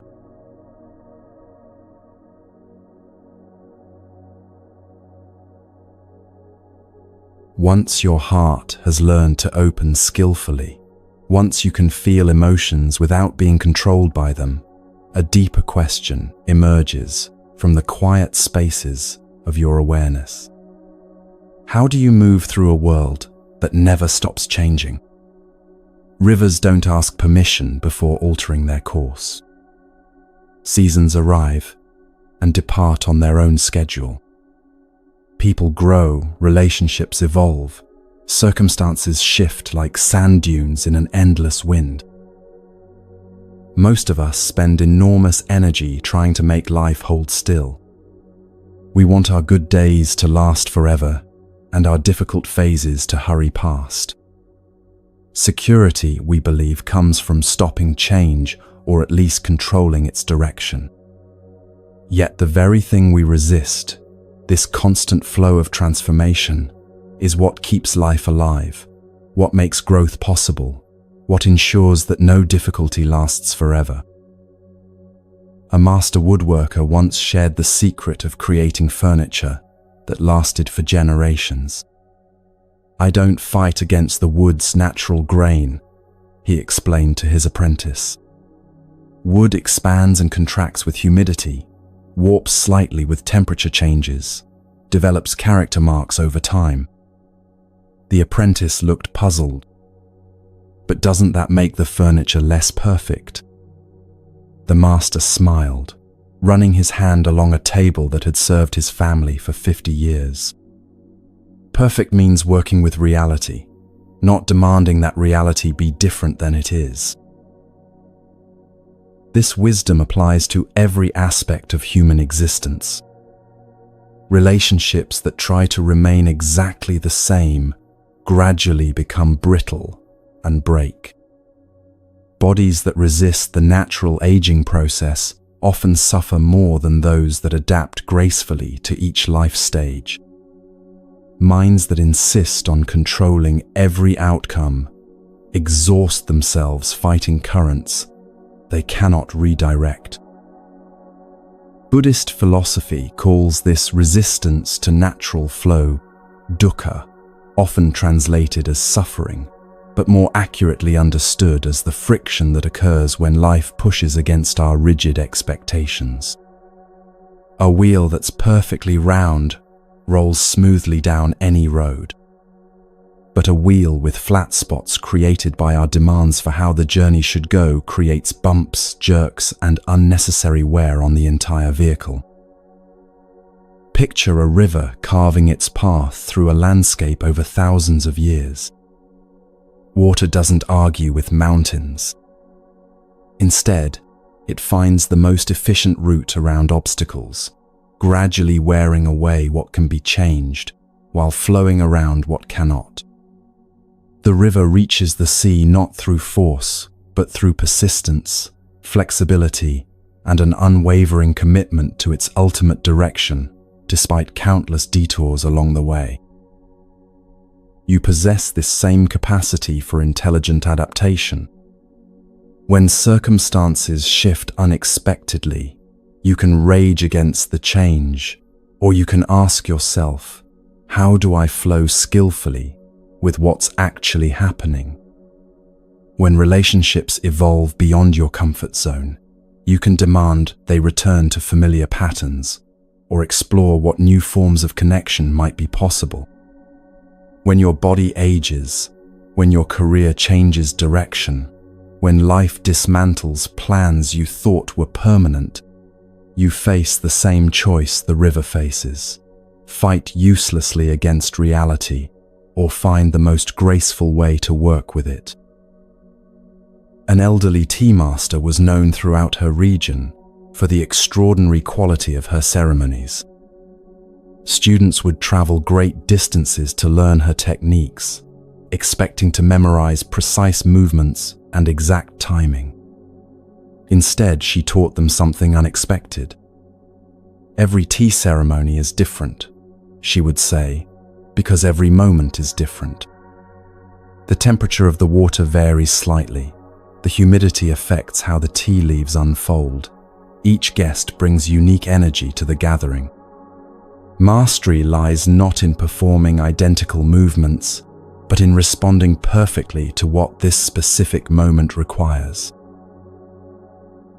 This teaching points toward what Taoists call Wu-wei, action that arises naturally from present circumstances rather than from predetermined scripts. Wu-wei doesn't mean passivity. A master musician doesn't passively let her fingers fall randomly on the keys. Rather, she responds so fluidly to the music's emerging requirements that technique becomes invisible, leaving only pure expression. Living in Wu-wei means developing the sensitivity to feel when to act and when to wait, when to speak and when to listen, when to persist and when to pivot. This sensitivity cannot be learned through rules or formulas. Like the tea master adapting to each ceremony's unique conditions, you must cultivate the capacity to read each situation freshly rather than applying yesterday's solutions to today's challenges. Consider how different your days become when you approach them with this flowing awareness. Instead of forcing yourself through a rigid schedule, regardless of your energy levels, you learn to work with your natural rhythms. Rather than demanding that conversations follow predetermined agendas, you become curious about where authentic dialogue wants to lead. You stop trying to manufacture specific outcomes and start collaborating with whatever possibilities are actually emerging. This shift requires redefining what strength means. Many people equate strength with rigidity, the ability to maintain the same position regardless of external pressures. But observe bamboo during a typhoon. The strongest trees are those that bend so far they nearly touch the ground, then spring back to vertical when the storm passes. They survive not because they're unmovable, but because they're incredibly flexible while remaining rooted in something deeper than surface appearances. Your own roots run deeper than your circumstances. Beneath the changing conditions of your external life lies an awareness that remains constant. The same consciousness that witnessed your childhood is witnessing this moment. Jobs may come and go, relationships may evolve or end, your body will age and eventually die, but the awareness experiencing all of this remains mysteriously unchanged. When you learn to rest in this deeper stability, surface changes become less threatening and more interesting. A young farmer inherited land that experienced severe droughts every few years. His neighbors constantly complained about the unpredictable weather, always surprised and frustrated when dry seasons arrived. But this farmer studied the patterns, learned which crops thrived in different conditions, and developed multiple water conservation strategies. When droughts came, he was ready. When abundant rains returned, he celebrated without becoming attached to the temporary abundance. Weather changes, he would say simply. My job is to farm skillfully regardless of which weather shows up. This farmer understood something crucial about working with life's natural cycles. Change isn't an interruption to normal life. Change is normal life. Expecting things to remain stable is like expecting the ocean to stop having waves. Once you accept that flux is the fundamental nature of existence, you can stop being surprised by change and start developing the skills needed to navigate it gracefully. These skills include learning to recognize the early signs of transition before they become crises. Rivers don't suddenly decide to change course. They gradually find new channels as landscapes shift beneath them. Similarly, most major life changes give subtle signals long before they become unavoidable. Relationships show stress before they break. Bodies develop minor symptoms before serious illness. Career dissatisfaction builds gradually before exploding into crisis. When you're flowing with life rather than fighting it, you become more sensitive to these early signals. You notice when your energy feels misaligned with your commitments. You recognize when patterns that once served you have become constraining. You feel when relationships need attention before they become troubled. This awareness allows you to make small course corrections that prevent major disruptions. But what about when major disruptions come anyway, when change arrives uninvited and unwelcome? Even then, the river's wisdom applies.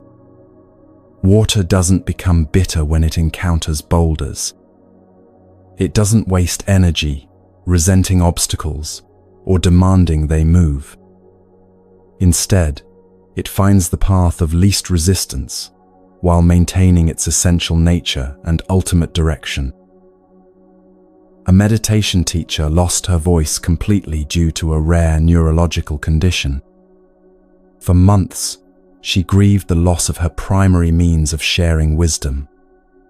Her students expected her to retire, to retreat from teaching since speaking had become impossible.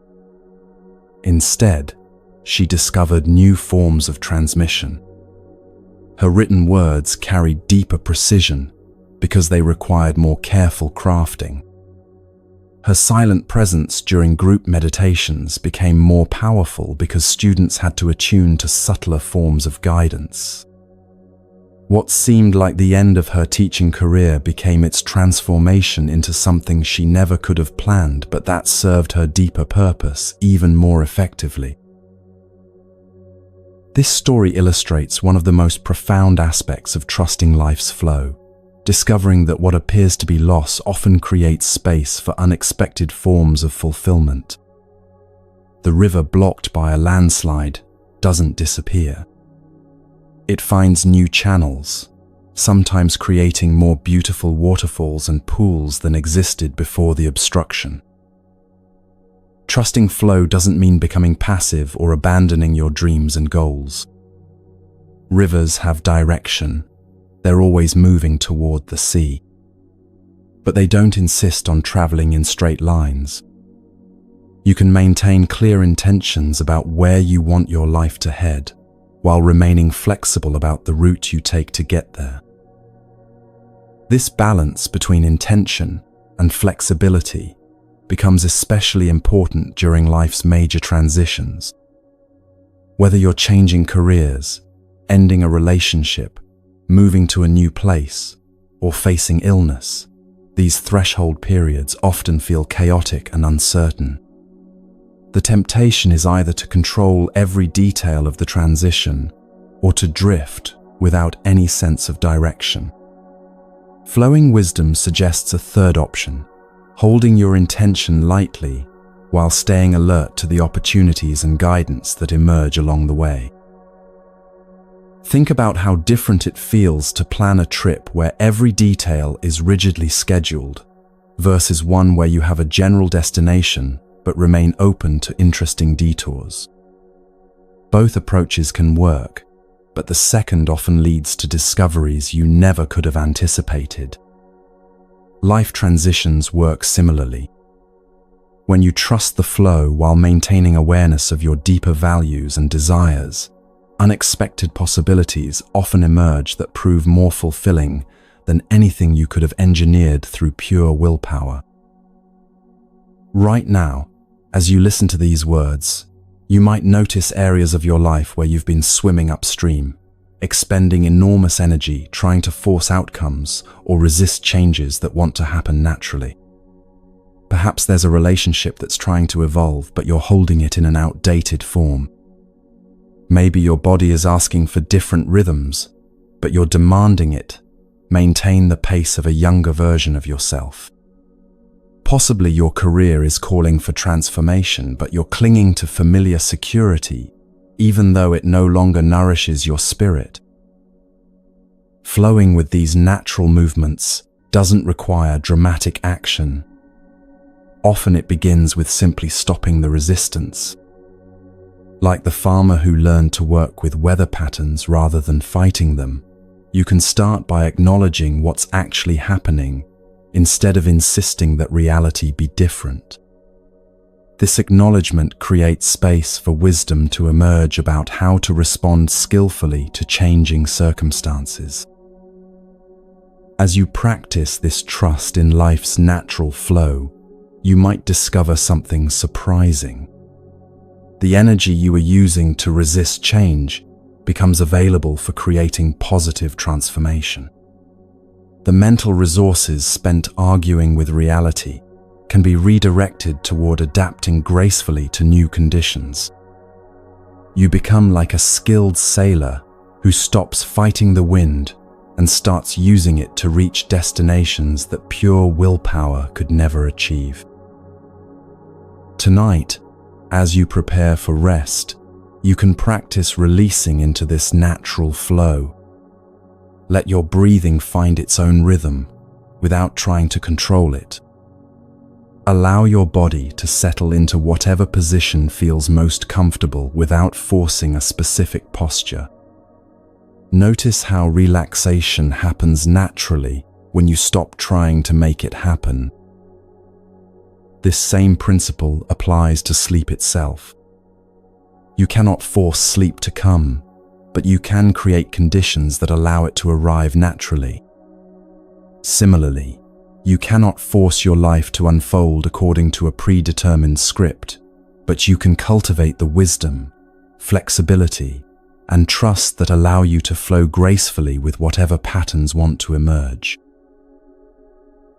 Like water finding its way to the sea, your life has an intelligence that knows how to move toward fulfillment even when the path isn't visible from where you currently stand.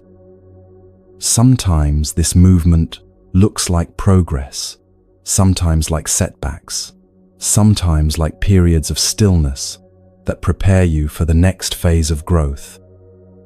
All of it serves the larger journey toward becoming who you're meant to be. Trust the flow. Trust the process. Trust that the same force that moves rivers toward oceans and guides seasons through their cycles is also moving through your life, with wisdom you don't always need to understand to benefit from. You are part of a vast, intelligent unfolding that includes you while being infinitely larger than your individual concerns. Rest in this belonging, this trust, this knowing that you don't have to control the current to arrive safely at your destination.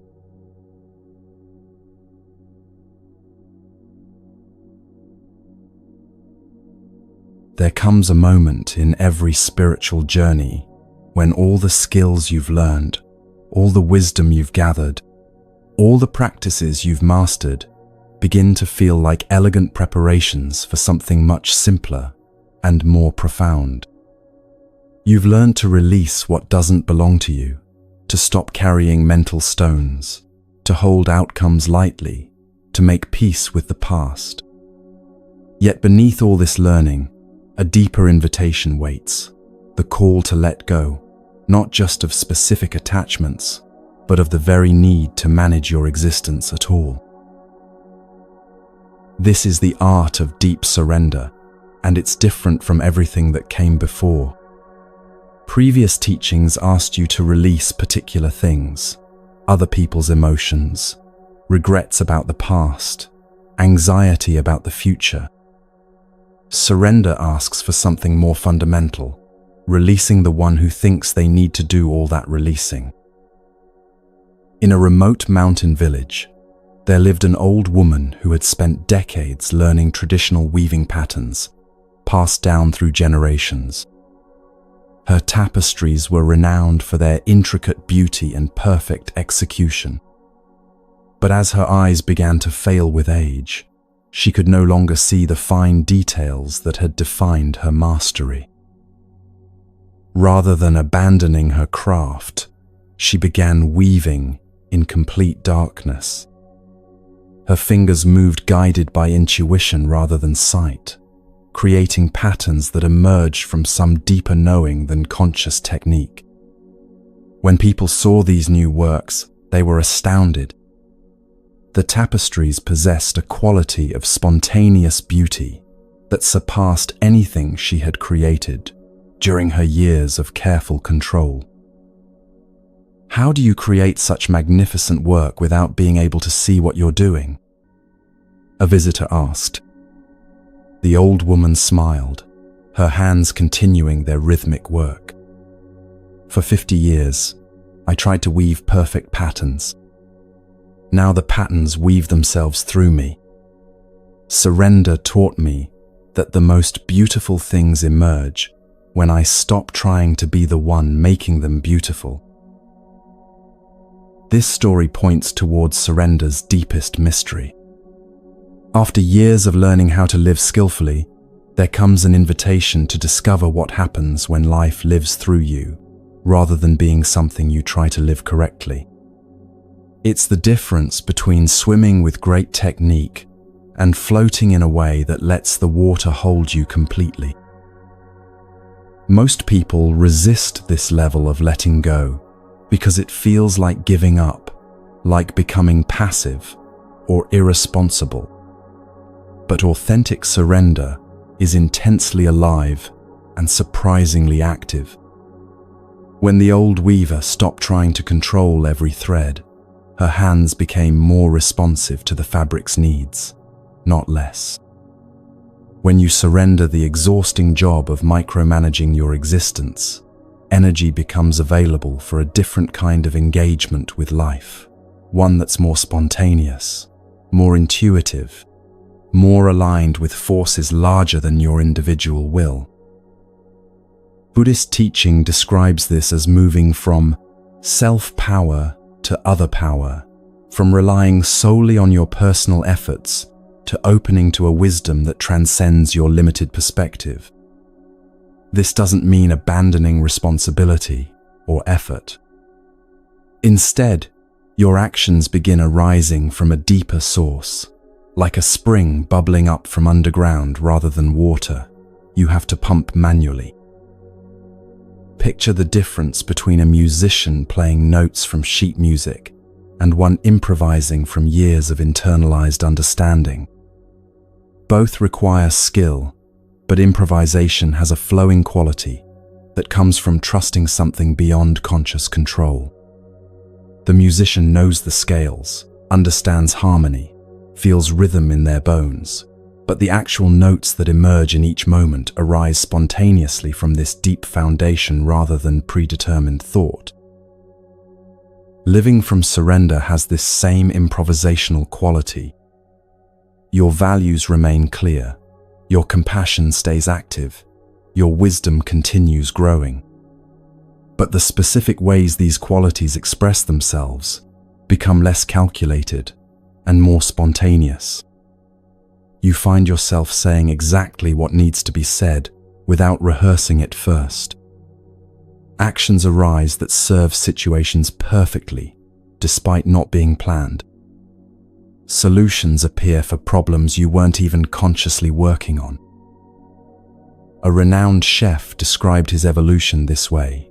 Early in my career, I followed recipes obsessively, measuring every ingredient precisely, timing each step exactly. But cooking became an art only when I learned to taste constantly, to feel what each dish needed in real time, to let the ingredients guide the process rather than imposing predetermined outcomes. His food became legendary, not when he gained more control over his cooking, but when he developed enough skill to surrender control intelligently. This intelligent surrender requires everything you've learned so far. You cannot let go safely without first developing the wisdom to recognize what deserves your effort and what doesn't. You cannot trust larger forces without first learning to distinguish between your authentic inner guidance and the fearful chatter of ego. You cannot surrender control without first developing enough skill to engage responsively with whatever arises. But once these foundations are established, holding on too tightly to even skillful control becomes another form of suffering. It's like learning to ride a bicycle by holding the handlebars so rigidly that you can't balance properly. At some point, skillful riding requires relaxing your grip and trusting the bicycle's natural tendency to stay upright when it's moving forward. Many meditation students experience this transition during long periods of practice. Initially, they work diligently to concentrate their minds, follow their breath, maintain awareness. These efforts are necessary and beneficial. But eventually, the meditation begins doing itself. Awareness becomes effortless, concentration arises naturally, breath and mind find their own rhythm without conscious management. The meditator realizes they've become the space in which meditation happens, rather than the one making meditation happen. This shift from doing to being extends far beyond formal spiritual practice. Relationships become more authentic when you stop trying to manage how others perceive you and start responding genuinely to what each interaction actually requires. Work becomes more fulfilling when you focus on serving each task's real needs, rather than manufacturing impressive results. Even daily activities like cooking, cleaning, or walking can become forms of moving meditation when approached with this quality of surrendered attention. But surrender isn't always peaceful or comfortable. Sometimes it means releasing cherished self-images that no longer serve you. A successful executive might need to surrender the identity of being someone who has all the answers. A caregiver might need to release the role of being indispensable to others' well-being. A spiritual seeker might need to let go of being someone who's progressing toward enlightenment. These identity deaths can feel genuinely frightening because they challenge your most basic assumptions about who you are and what gives your life meaning. Yet what emerges on the other side is often a more spacious, more authentic way of being that couldn't have developed while you were clinging to previous self-definitions. A master gardener worked for decades, creating elaborate formal gardens with perfectly manicured landscapes. But when arthritis made precise cultivation impossible, she was forced to let parts of her garden grow wild. Initially, this felt like failure, like abandoning her life's work. However, as native plants returned and wildlife flourished in the unmaintained areas, she discovered a different kind of beauty emerging, one that was more alive, more dynamic, more connected to natural cycles than anything her careful control had produced. "I thought surrender meant giving up on beauty," she reflected years later. "Instead, it taught me that beauty has its own intelligence that often surpasses human planning." The wild sections of her garden became gathering places for birds, butterflies, and beneficial insects that had never appeared in the formal areas. Seeds carried by wind and animals created surprising combinations of plants that she never would have chosen, but that somehow complemented each other perfectly. This gardener's experience illustrates surrender's fundamental paradox. Letting go of control often produces outcomes more beautiful and beneficial than anything you could have engineered through willpower alone. This happens because surrender opens you to possibilities your limited perspective couldn't imagine and connects you with forces of creativity, healing, and growth that operate beyond the scope of individual planning. In Zen tradition, there's a saying, "Great doubt leads to great awakening." This doubt isn't skepticism about spiritual truth, but rather a profound questioning of your assumptions about how life works and who you think you are. When you doubt whether you actually need to control everything, space opens for discovering what takes care of itself when you're not interfering. When you question whether your identity is as solid as you've assumed, you might glimpse the vast awareness that exists beyond all temporary self-definitions. This great doubt naturally leads to what could be called great trust, not blind faith in external authorities, but confidence in life's fundamental intelligence. Watch how wounds heal without conscious direction, how plants grow toward light without being taught, how ecosystems balance themselves through countless interconnected relationships. The same intelligence that coordinates these processes is also moving through your life, though it often operates in ways too subtle or complex for ordinary thinking to recognize. Surrender involves learning to cooperate with this deeper intelligence rather than trying to override it with personal preferences. This doesn't mean becoming passive or abandoning discernment. Just as the chef still chooses ingredients carefully, even while letting the cooking process guide itself, you continue making conscious choices while holding them lightly enough that better possibilities can emerge if they arise.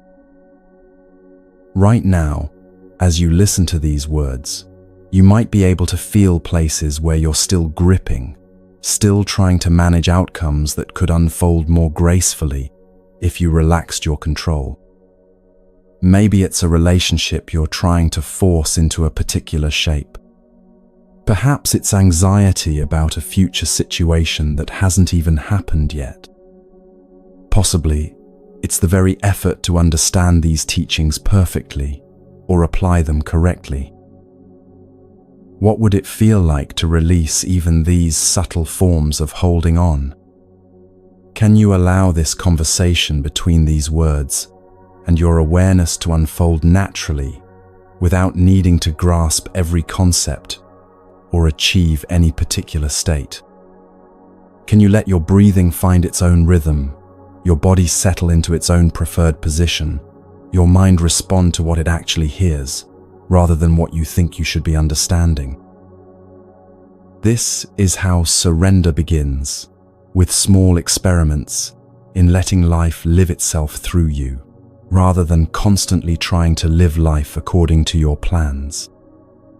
Each time you choose trust over control, each moment you allow natural processes to unfold without interference, you're practicing the art that the old weaver mastered when she learned to let patterns create themselves through her hands. Tonight, as you prepare for sleep, you have the perfect opportunity to practice this deepest form of letting go. Sleep cannot be forced or controlled. It arrives when you stop trying to make it happen. Your body knows how to rest. Your nervous system understands how to transition from waking consciousness to dreams. Your entire being has been practicing this daily surrender to unconsciousness for your entire life. Let tonight's sleep become a teacher in the art of surrender. Notice how relaxation deepens when you stop managing it, how peace emerges when you quit trying to create it, how rest comes naturally when you finally trust that you don't need to remain vigilant over every aspect of your existence. The patterns will weave themselves. The garden will find its own beauty. Your life will unfold with an intelligence that surpasses your individual planning when you learn to cooperate with forces larger and wiser than your separate self. This is the ultimate teaching. You don't have to figure everything out, control every outcome, or even understand the deeper purposes being served through your experience. You only need to show up fully for each moment and trust that the same creative force that moves stars through their cycles and seasons through their changes is also guiding your journey with perfect wisdom, even when, especially when, you can't see where the path is leading.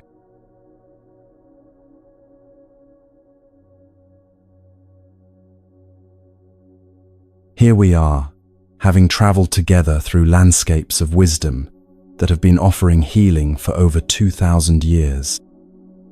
You've learned to distinguish between what's yours to carry and what belongs to others. Mental stones that once weighed down your awareness have been gently set aside. The grip of needing outcomes to match your preferences has softened into something more spacious and trusting. Echoes from the past have transformed from burdens into teachers. Your natural stillness has been rediscovered beneath all the noise.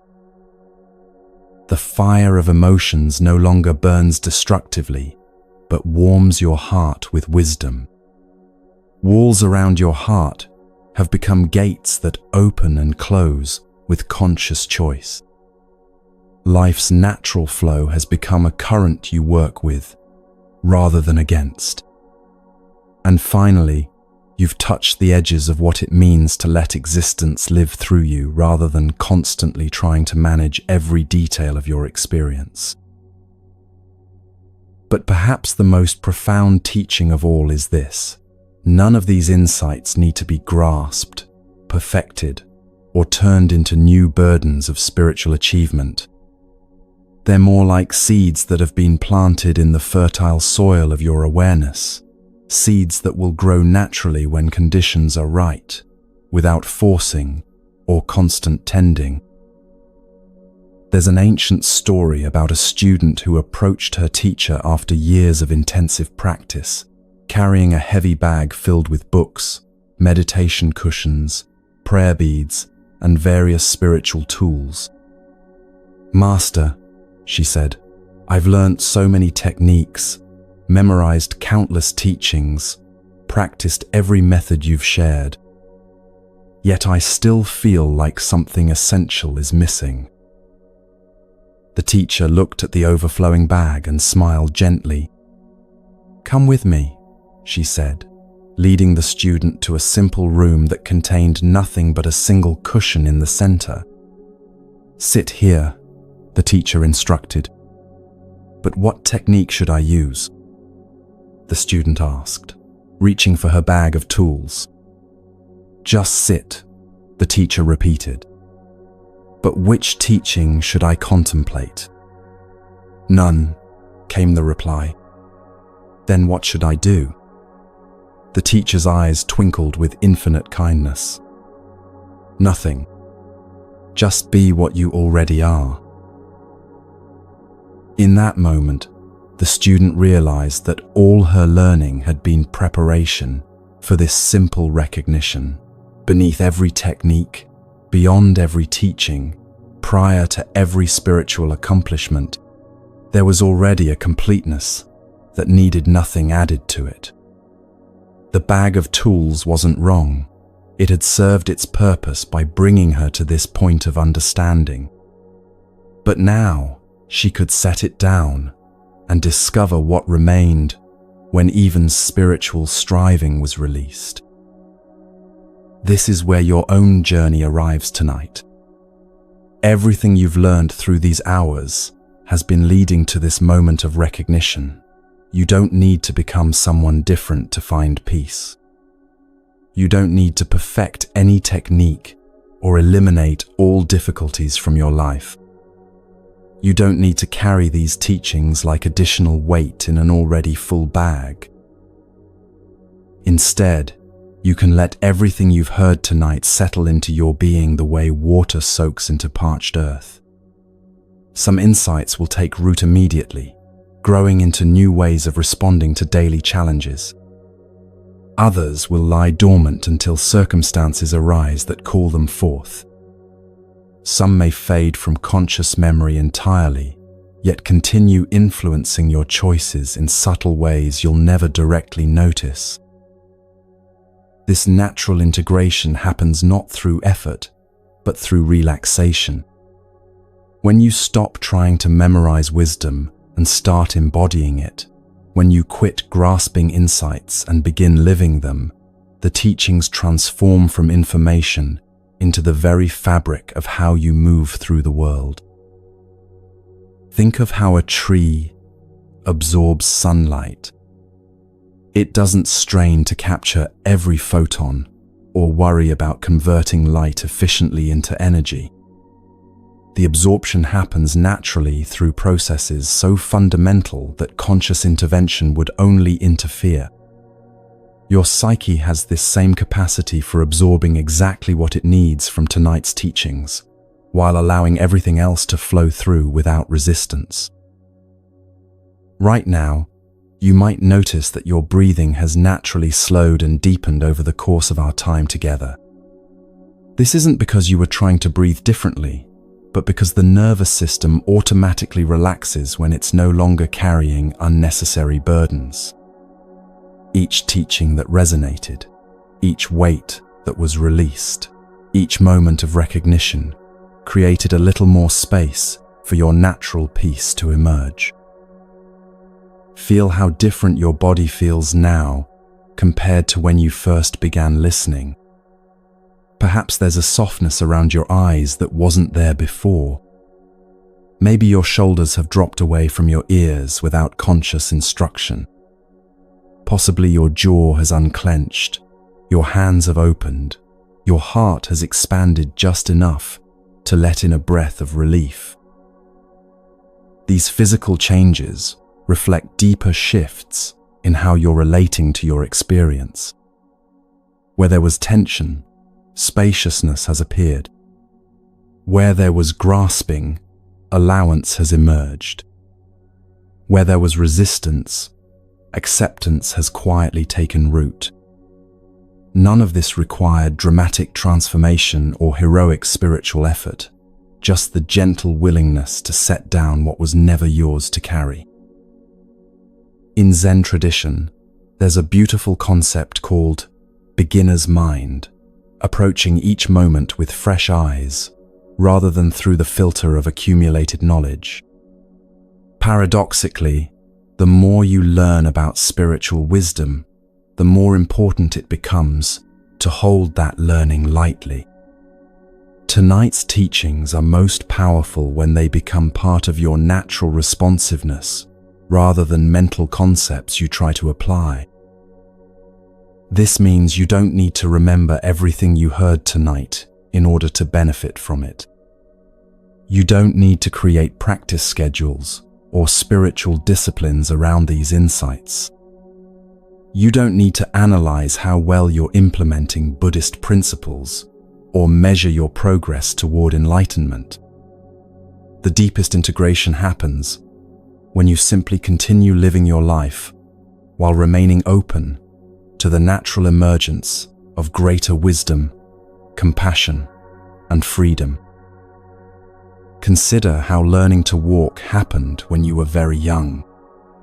No one gave you lectures about balance, coordination, or the physics of bipedal locomotion. You simply kept trying to move forward, falling down, getting back up, gradually developing the complex set of skills that now allow you to walk without thinking about it. Spiritual development often follows the same pattern: organic, gradual, more about falling gracefully than achieving perfection. Tomorrow morning, you won't wake up as a completely different person. The same life circumstances will be waiting for your attention. Similar challenges and opportunities will arise. But something subtle yet significant will have shifted in how you meet these familiar situations. You might notice yourself responding rather than reacting, choosing rather than defaulting to old patterns, breathing through difficulties that once triggered automatic stress responses. These changes may be so natural that you barely notice them happening. You might find yourself setting down a mental stone without remembering tonight's teaching about carrying unnecessary weight. Perhaps you'll listen to a friend's problems with genuine compassion while spontaneously maintaining healthy emotional boundaries. Maybe you'll face an unexpected change with curiosity rather than immediate resistance, trusting life's flow without conscious reference to anything you learned about rivers tonight.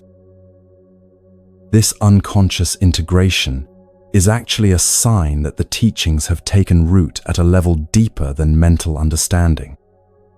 Like water absorbed by thirsty soil, wisdom that truly serves you becomes invisible as separate knowledge and emerges as transformed being.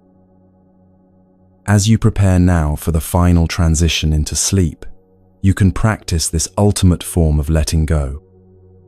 Release any effort to hold on to insights from tonight.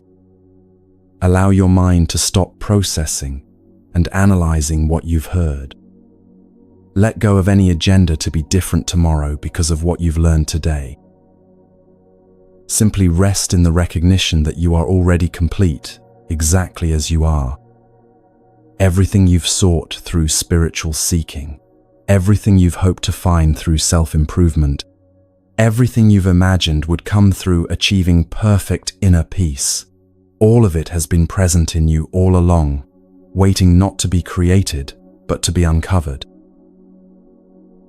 Like the student who discovered that what she was seeking was what was already sitting in the empty room, you can recognize that the peace you've been traveling toward has been the very awareness that's been listening to these words all along. The wisdom you've been gathering has been emanating from the intelligence that understands these teachings without effort. The love you've been cultivating has been the natural warmth of the heart that's been beating steadily throughout this entire journey.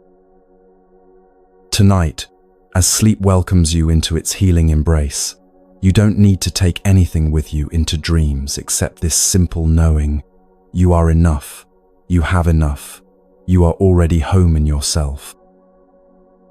The seeds have been planted. The garden will grow itself. Your only job now is to rest in the fertile silence where all wisdom grows, where all peace abides, where all love originates and returns. Let everything dissolve now: the teachings, the teacher, the one who learned, even the distinction between waking and sleeping. What remains is what was always here, pure awareness, naturally peaceful, completely free, eternally at rest in its own boundless nature. This is your true home, and you've never actually left it. Welcome back to yourself. Welcome to this moment where nothing needs to be different for everything to be perfect. Welcome to the peace that was never lost and therefore never needs to be found.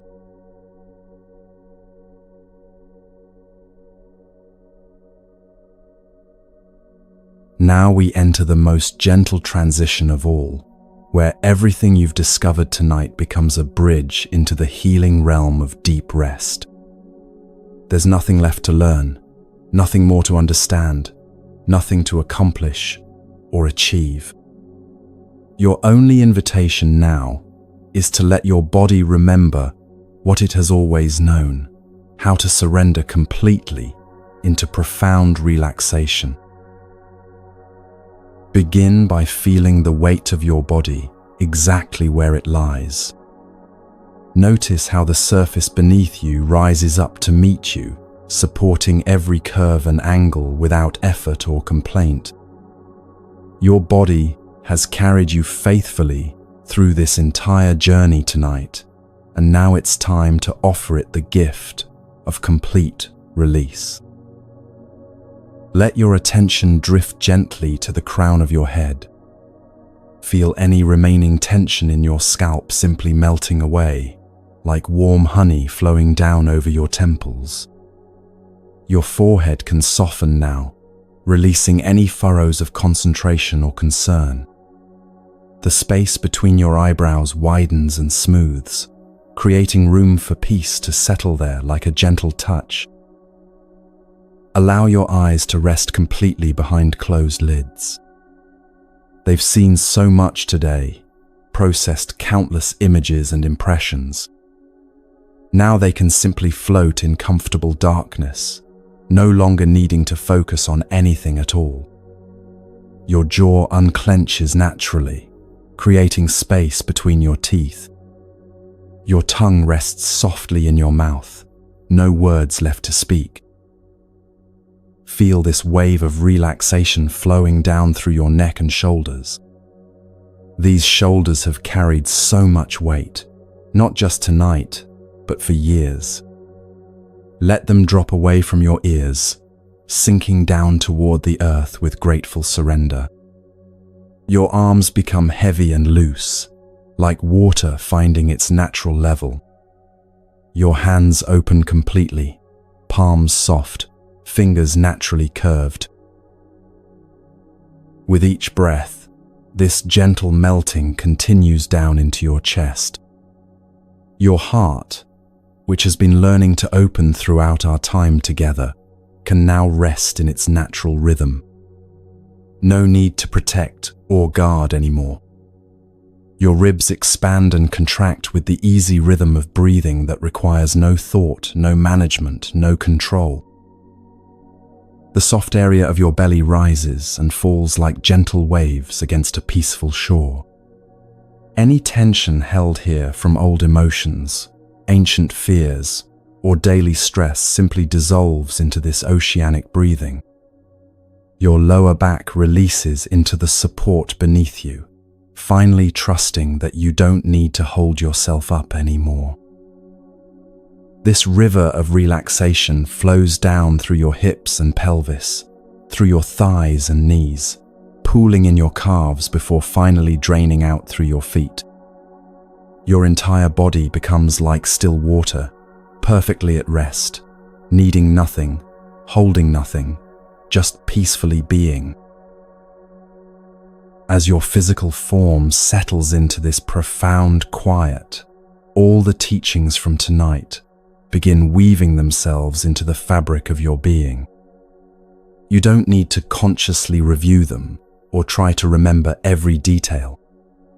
They're becoming part of your cells, part of your breath, part of the wisdom your body carries forward.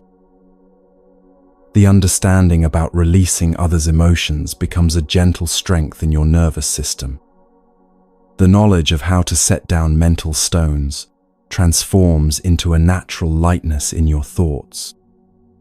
The wisdom about flowing with change becomes fluid grace in your very bones. All the walls around your heart have become doors that open and close with love's own intelligence.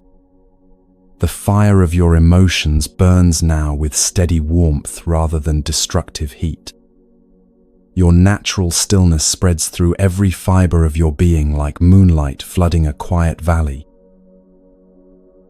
You are held now by forces far greater than your individual will. The same intelligence that guides planets in their orbits and seasons in their cycles is cradling you in this moment. The same love that moves through every act of genuine compassion is surrounding you like an infinite embrace.